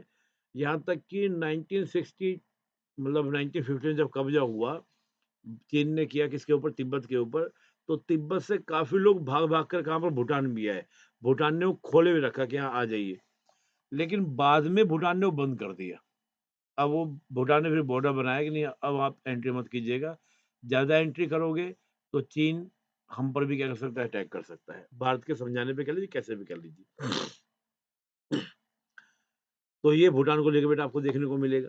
भूटान को लेकर, भूटान के समय हम देखें तो भूटान की और आपके ब्रिटिश की भी क्या हुई थी, अपना सामना हुआ था। तो भूटानियों के साथ ब्रिटिश ने भी क्या थे, बहुत सारी संधियां की थी, जिसमें टीटी ऑफ सिंचुला और टीटी ऑफ पुनखा, ये दो टीटी बड़ी फेमस है। और दोनों टीटी की अगर हम बात करते हैं तो ये आपका 18 सेंचुरी में मैं इसको, हाँ, 1864 में जो ये द्वार द्वार जो वॉर हुआ था 1814 में, उसी समय यानी कि 1814 में तो हुआ था आपका नेपाल के साथ, फिर 1864 में हुआ था आपका भूटान के साथ, और उसको बोलते हैं ड्वार वॉर। तो ड्वार वॉर जो 1864 से लेके 1865 तक चला था, उसके बाद 2 ट्रीटी होती है भूटान और ब्रिटिश इंडिया के बीच में। एक तो आपका ट्रीटी ऑफ सेंचुला और दूसरा आपका ट्रीटी ऑफ पुनक्का। इन दोनों ट्रीटी के माध्यम से भूटान की जो फॉरेन पॉलिसी थी वो ब्रिटिश गाइड करते थे। और ब्रिटिश के गाइड करने के बाद 1949 में जब ब्रिटिश चले गए यहाँ से, तो वही ट्रीटी जो कि तो रिवाइज कर दी गई भारत के साथ में, कि भूटान की जो फॉरेन पॉलिसी है that is the guide by the India. तो ये बात आप समझे कि भूटान और चीन की नज़दीकी क्यों नहीं है? नज़दीकी केवल एक ही रीज़न है, मेन रीज़न वो क्या है आपका बौद्ध धर्म। तिब्बत पे अत्याचार हुआ और तिब्बतियों के मैंने कहा कि एक आपके फैमिली रिलेशंस हो गए, कल्चरल रिलेशंस हो गए तिब्बत के भूटान के साथ में, तो भूटान इसको लाइक नहीं करता, तो भूटान के चीन से संबंध ही नहीं थे, संबंध ही नहीं रहे। संबंध की शुरुआत में बात करूँगा तो बहुत लेट दोनों में क्या हुई बातचीत शुरू हुई। अभी भी हम देखें तो भूटान के अंदर चीन की एम्बेसी तक नहीं है और चीन के अंदर मतलब दोनों देशों में एक-दूसरे की एम्बेसी नहीं है। तो एम्बेसी का ना होना क्या दिखाता है? ये दिखाता है कि दोनों देशों के बीच में संबंधों की शुरुआत ही नहीं है, यानी कि रिलेशंस का कोई भी डेवलपमेंट ही नहीं है। मेरी बात समझ में आ रही है? यानी कि किसी तरह के कोई रिलेशन ही नहीं है। ऊपर से क्या है कि दोनों देशों के बीच में बहुत सारे क्या हैं बॉर्डर डिस्प्यूट्स हैं, जिसको लेकर नए-नए डिस्प्यूट भी क्या करता है भूटान में चीन उठाता रहता है कि ये इश्यू ये लैंड हमारा, ये लैंड हमारा, ये लैंड हमारा। जिसमें आपका क्या है एक बहुत बड़ा लैंड एरिया है, जिसको कहा जाता है चुम्बी वैली और चुम्बी वैली के अंदर ही आपका क्या है डोकलाम है, चुम्बी वैली। तो चुम्बी वैली को लेकर झगड़ा है 1984 से 1984 से और 84 से दोनों के बीच में कई बार, कई राउंड वार्तालाप हो चुकी है, लेकिन मामला अब तक सुलझा नहीं है, सॉर्ट आउट नहीं हुआ है। अभी तक भी सॉर्ट आउट नहीं हुआ है।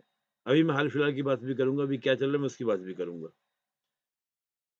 भूटान की जब हम बात करें तो मैंने कहा 1949 में हम दोनों की जो ट्रीटी होती है, ट्रीटी में स्पेशली मेंशन होता है उसके पूरे ट्रीटी के अंदर कि Bhutan foreign policy guide by the India, कि वो इंडिया के द्वारा क्या होगी निर्देशित होगी। ये 1949 ट्रीटी में लिखा गया। बाद में भूटान का क्या था कि नहीं हम अपने आप ही गाइड करेंगे, हम अपना आप ही देखेंगे। तो धीरे-धीरे भूटान ने फिर क्या किया शुरुआत में तो भूटान दुनिया के साथ इंटरेक्शन करने को तैयार नहीं था। भूटान ने कहना कि जी आप जो करोगे वही हम आपकी सहमति मानेंगे, हर चीज़ में आपकी बात मानेंगे, जैसा आप चाहेंगे वैसा करेंगे। लेकिन धीरे-धीरे भूटान ने क्या किया फिर यूएनओ का मेंबर बना 70s में और मतलब यूएनओ पहले मेंबर ही नहीं था, यूएन सदस्य ही नहीं था। फिर यूएनओ का मेंबर बना, नाम का मेंबर बना और भी संगठन में मेंबर बना। फिर भारत से कहा कि प्लीज़ आप जो ट्रीटी थी उसको खत्म कर दीजिए। 2007 में भारत ने उस ट्रीटी को क्या किया खत्म किया और नई ट्रीटी की इंडो भूटान फ्रेंडशिप ट्रीटी। इसमें शब्द हटा दिया गया कि India guide foreign policy of Bhutan ये लाइन हटा दी गई और नई ट्रीटी क्या कर दी गई कि भारत और भूटान के बीच में मित्रता संधि है। अगर भूटान पर कोई अटैक होगा तो भारत वो अटैक अपने पर मानेगा। मतलब इस प्रकार की ट्रीटी जैसे रशिया और इंडिया के बीच में हुई थी 1971 में। ये ट्रीटी हमारे बीच में क्या दोनों के बीच में हो जाती है ट्रीटी। तो 2007 से बात ये है। इधर हम भूटान की बात करें, तो भूटान की थोड़े इंटरनली बात करते हैं, तो मैंने आपको रिलीजन की बात कही। दूसरा भूटान की बात करते हैं, तो भूटान नेचुरल रिसोर्सेज़ में बहुत ही रिच कंट्री है, खास तौर से वन यानी फॉरेस्ट बड़ी मात्रा में है और इसके बाद जो सबसे बड़ा रिसोर्स है, वो वाटर रिसोर्सेज़ है, यानी कि जल, बहुत ही ज़्यादा। दूसरा भूटान क्या है कि अब की बात तो अलग है, अब तो चेंज आ गया है, लेकिन पहले भूटान हमेशा जीएचआई पर फ़ोकस करता था, जीडीपी जैसे कॉन्सेप्ट को मानता नहीं था। भूटान ये कहता था कि हमको विकास नहीं करना है, विकास होगा, बाहर के लोग भी आएँगे, डेवलपमेंट होगा, तो क्या होगा कि हमारा जो एनवायरनमेंट है, वो क्या हो जाएगा, खराब हो जाएगा, प्रदूषित हो जाएगा। हम मानते हैं जीएचआई, वो कहता है कि किसी भी देश के जो तरक्की है, विकास है, वो इस बात पर निर्भर करता है कि वहाँ के लोग कितने प्रसन्न हैं, ना कि इस बात पर कि वो कमाता कितना है। बड़ा अच्छा कॉन्सेप्ट है जीएचआई। ये कुछ-कुछ वैसा है जैसा हम लोग बोलते हैं ना संतोषम परम सुखम, उस तरह की तरह। तो बोलते हैं कि प्रसन्नता मेन है, पैसा महत्वपूर्ण ज़्यादा नहीं है। लेकिन वर्तमान में भूटान का नज़रिया बदला क्योंकि भूटान एक ऐसा देश था जहाँ पर राजा ने खुद ही मोनार्की खत्म की और कहा कि भई अब आप क्या करो, मोनार्की छोड़कर आप डेमोक्रेसी की ओर बढ़ो।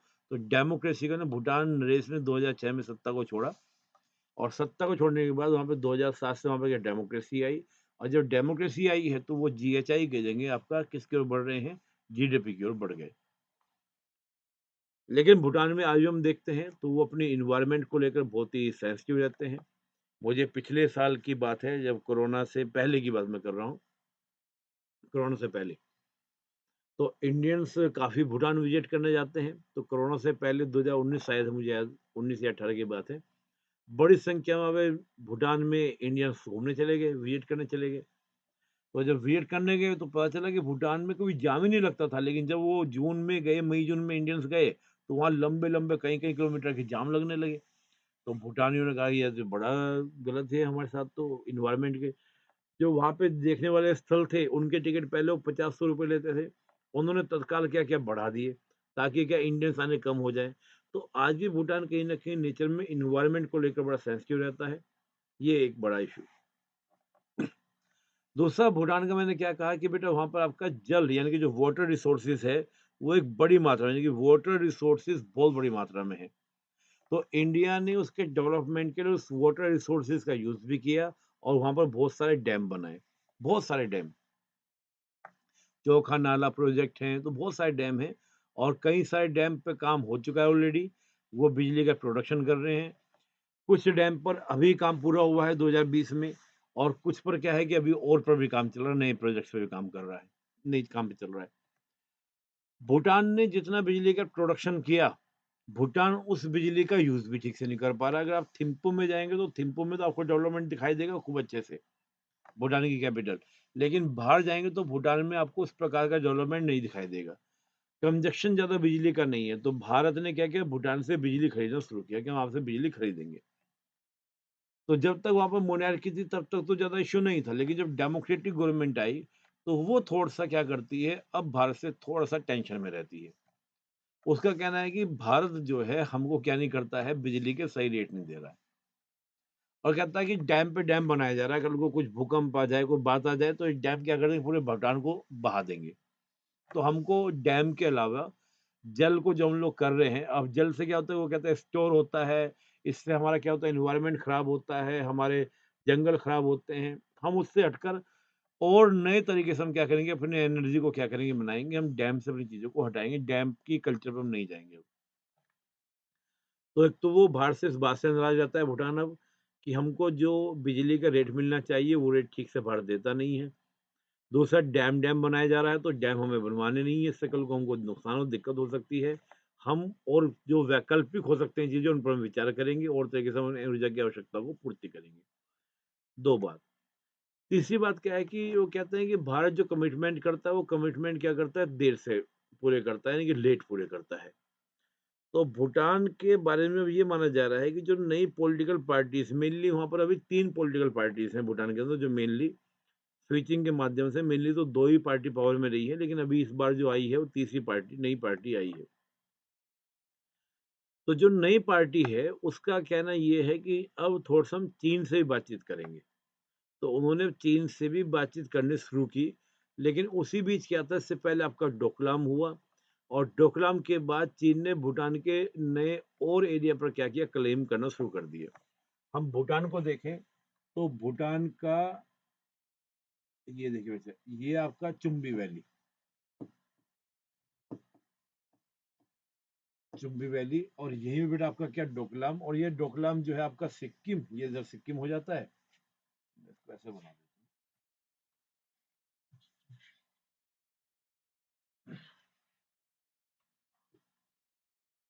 ये भूटान,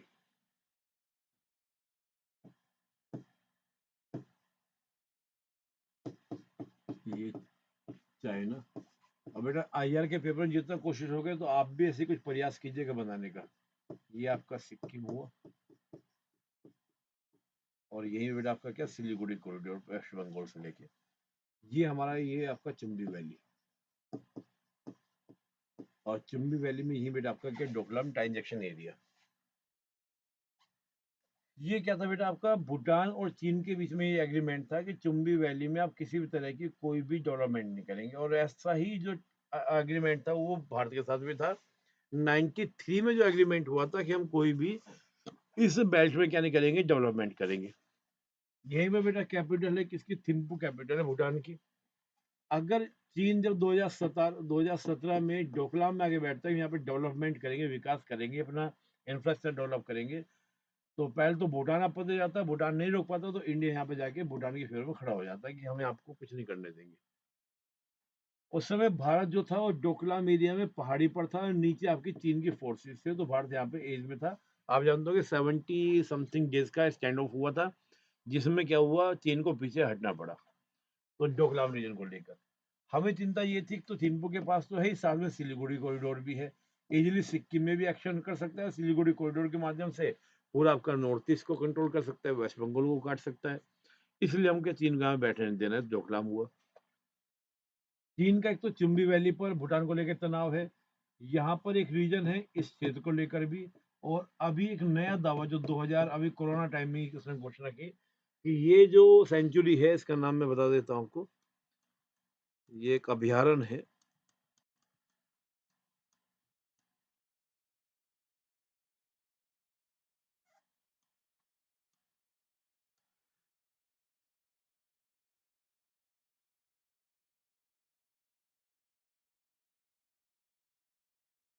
हाँ, सैक्टिंग, सैक्टिंग, सैक्टिंग सेंचुरी, इस पर भी उसने क्या किया, अपना क्लेम कर दिया है, इस एरिया में जो पड़ता है सैक्टिंग। डोकलाम पे पहले से क्लेम कर रहा था, ऊपर क्या उसका जो मैंने बताया कि नॉर्थ में, यहाँ पे ये दो रीजन है, दो क्षेत्र हैं, इन पर भी, यानी कि भूटान के नॉर्थ में भी, भूटान के जो आपका ये नॉर्थ ईस्ट का, नॉर्थ वेस्ट का जो रीजन पड़ता है, यहाँ पर चुम्बी वैली में भी क्लेम था, यहाँ पर भी उसका क्लेम, और ये नया क्लेम उसने अभी कोरोना के बाद 2020 में नया क्लेम उसने किया। हाँ, चेसिंग जिला है, चेसिंग डिस्ट्रिक्ट में इसने किया।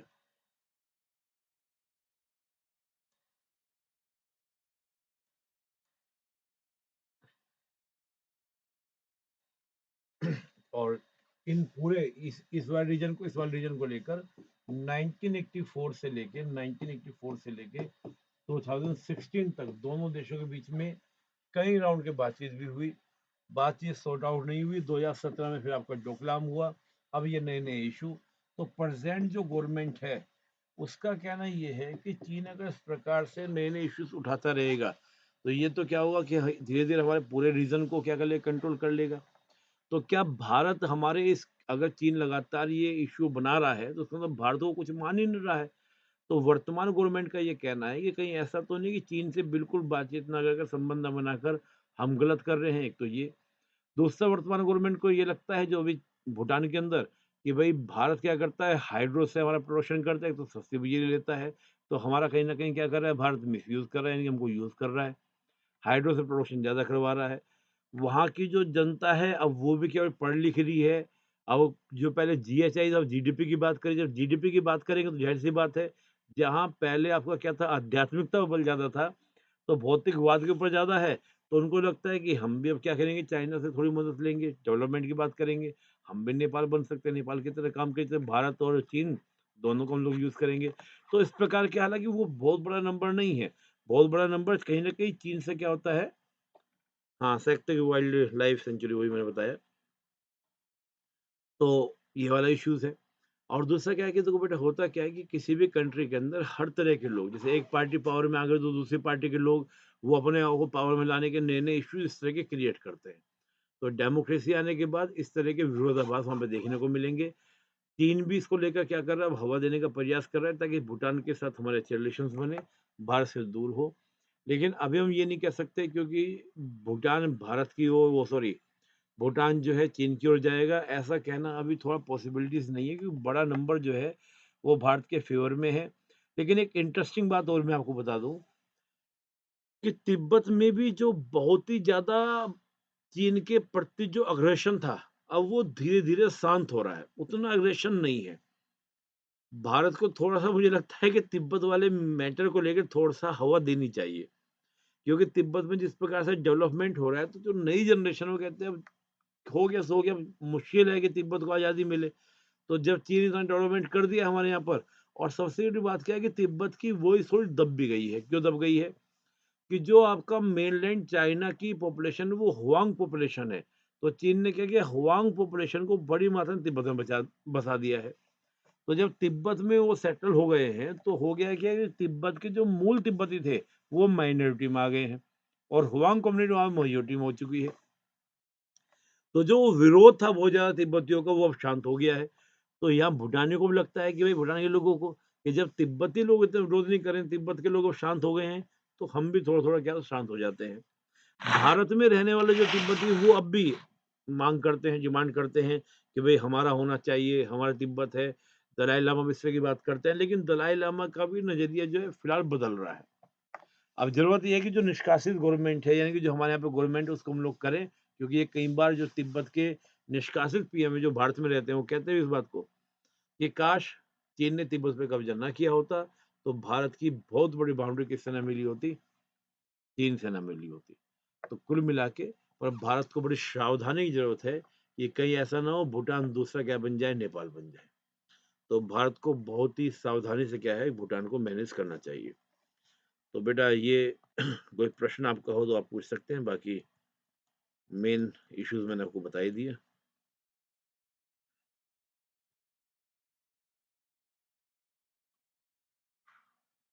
हुँ,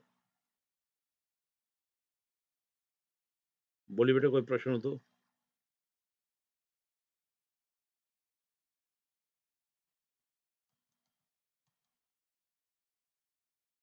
एक मैं हल्का-सा आपको बता दूँ कि जो हमारे यहाँ पर भारत में नॉर्थ ईस्ट में जो इंसर्जेंसी होती है, उससे कुछ हद तक प्रभावित आपको देखने को मिलेगा भूटान भी।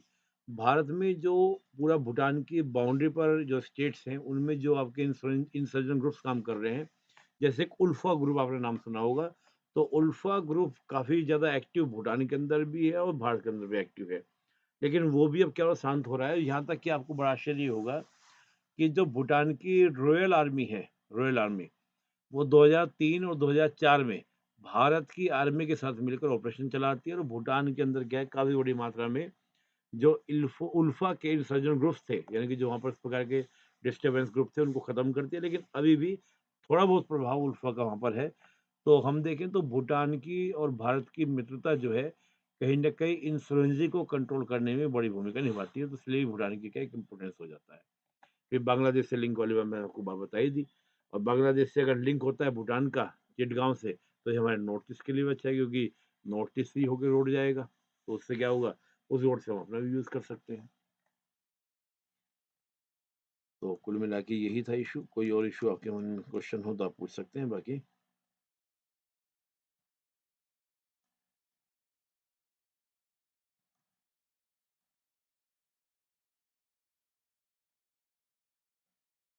बस एक नाम और याद भूटान का थोड़ा आप याद रखिए, कुछ भूटान के बारे में कहीं चर्चा होगी, तो नामग्याल, जैसे मैंने एक नाम दिया था ना आपको, पृथ्वी नारायण शाह नेपाल के अंदर, तो 17th सेंचुरी में भूटान को भी जो एकीकृत किया था, वो नामग्याल ने, नामग्याल।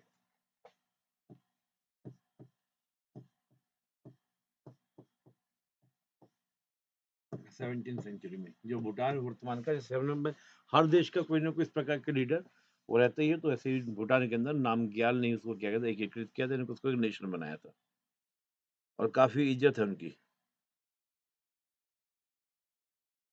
कितनी दूर है मतलब?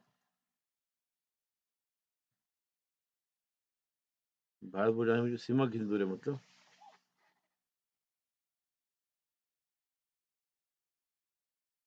बेटा पूरा अगर आप भूटान को देखेंगे तो आपका सिक्किम है, आपका बंगाल से उसका बाउंड्री मिलता है, असम से मिलता है, अरुणाचल प्रदेश से मिलता है। ये तीन चार चार स्टेट हो गए, करीब चार स्टेट से उसकी बाउंड्री मिलती है,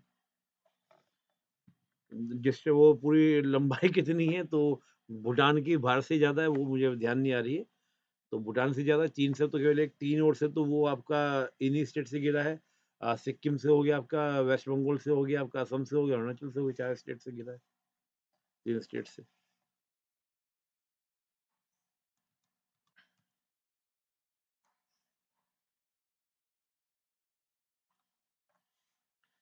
ये मैंने आपको बताया था कि 75% वहाँ बुद्ध कम्युनिटी है और मैंने लुधियाना आपको बताया, करीब 23% वहाँ पर हिंदुइज़्म भी है, हिंदू भी हैं। तो चलिए, भूटान का यही था और कोई प्रश्न आपका हो तो आप पूछिएगा और मैं किताब आ गई है, मैं कल आपको बता दूँगा किताब आपको कहाँ से मिलेगी, बुक्स आपको कहाँ से मिलेगी, तो वो कोई इश्यू नहीं है, आज इतने रखते हैं, बाकी हम लोग कल फिर श्रीलंका, मालदीव इनको देख लेंगे। तो मुझे बताइए कि हाँ, हाँ, तकरीबन 700 किलोमीटर ठीक है। ये तरीका अच्छा लगा या वो पीपीटी वाला या मैं पहले से हैंड रिटन रख के रखूँ या आज वाला तरीका आपको अच्छा लगा, ये मुझे ज़रूर बताइए। इसी तरीके से पढ़ना चाहेंगे या मैं बोर्ड पे पहले से ही नोट्स तैयार करके जैसे मैं करता हूँ वो वाला तरीका?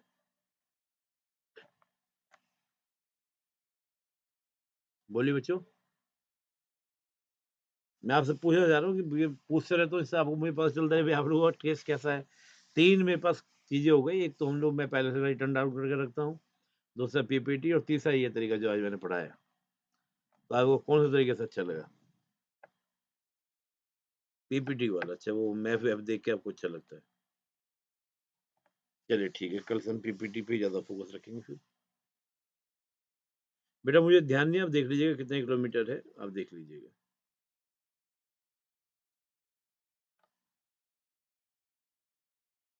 नोट्स तैयार करके अच्छा। चलिए ठीक है, वो नोट्स तैयार करके बता देंगे। चलिए तो आज इतना रखते हैं, कल हम लोग श्रीलंका, मालदीव और बांग्लादेश भी देख लेंगे, बांग्लादेश भी देख लेंगे। Myanmar, Bangladesh, Myanmar, Sri Lanka, Maldives. तो ये अ, एक साथ तो नहीं हो पाएँगे लेकिन मालदीव, श्रीलंका तो एक साथ हो जाएँगे। ये दोनों बांग्लादेश, म्यांमार एक साथ देख लेंगे, ऐसा हम लोग कर लेंगे, कोई इश्यू नहीं है। तो कल ऐसे 2-2 कर लेंगे। फिर हम लोग जो हमारे ग्लोबल पावर है अमेरिका, रशिया उनको देख लेंगे। 2-3 देश और हैं जैसे आपका वेस्ट एशिया है, पूरे को एक साथ देख लेंगे इस तरह से करके, तो इसको हम पूरा कर लेंगे, ठीक है? चलिए मिला-जुला रखेंगे। आज वाला भी अच्छा लगा कुछ को, कुछ लोगों को पीपीटी अच्छा लगा।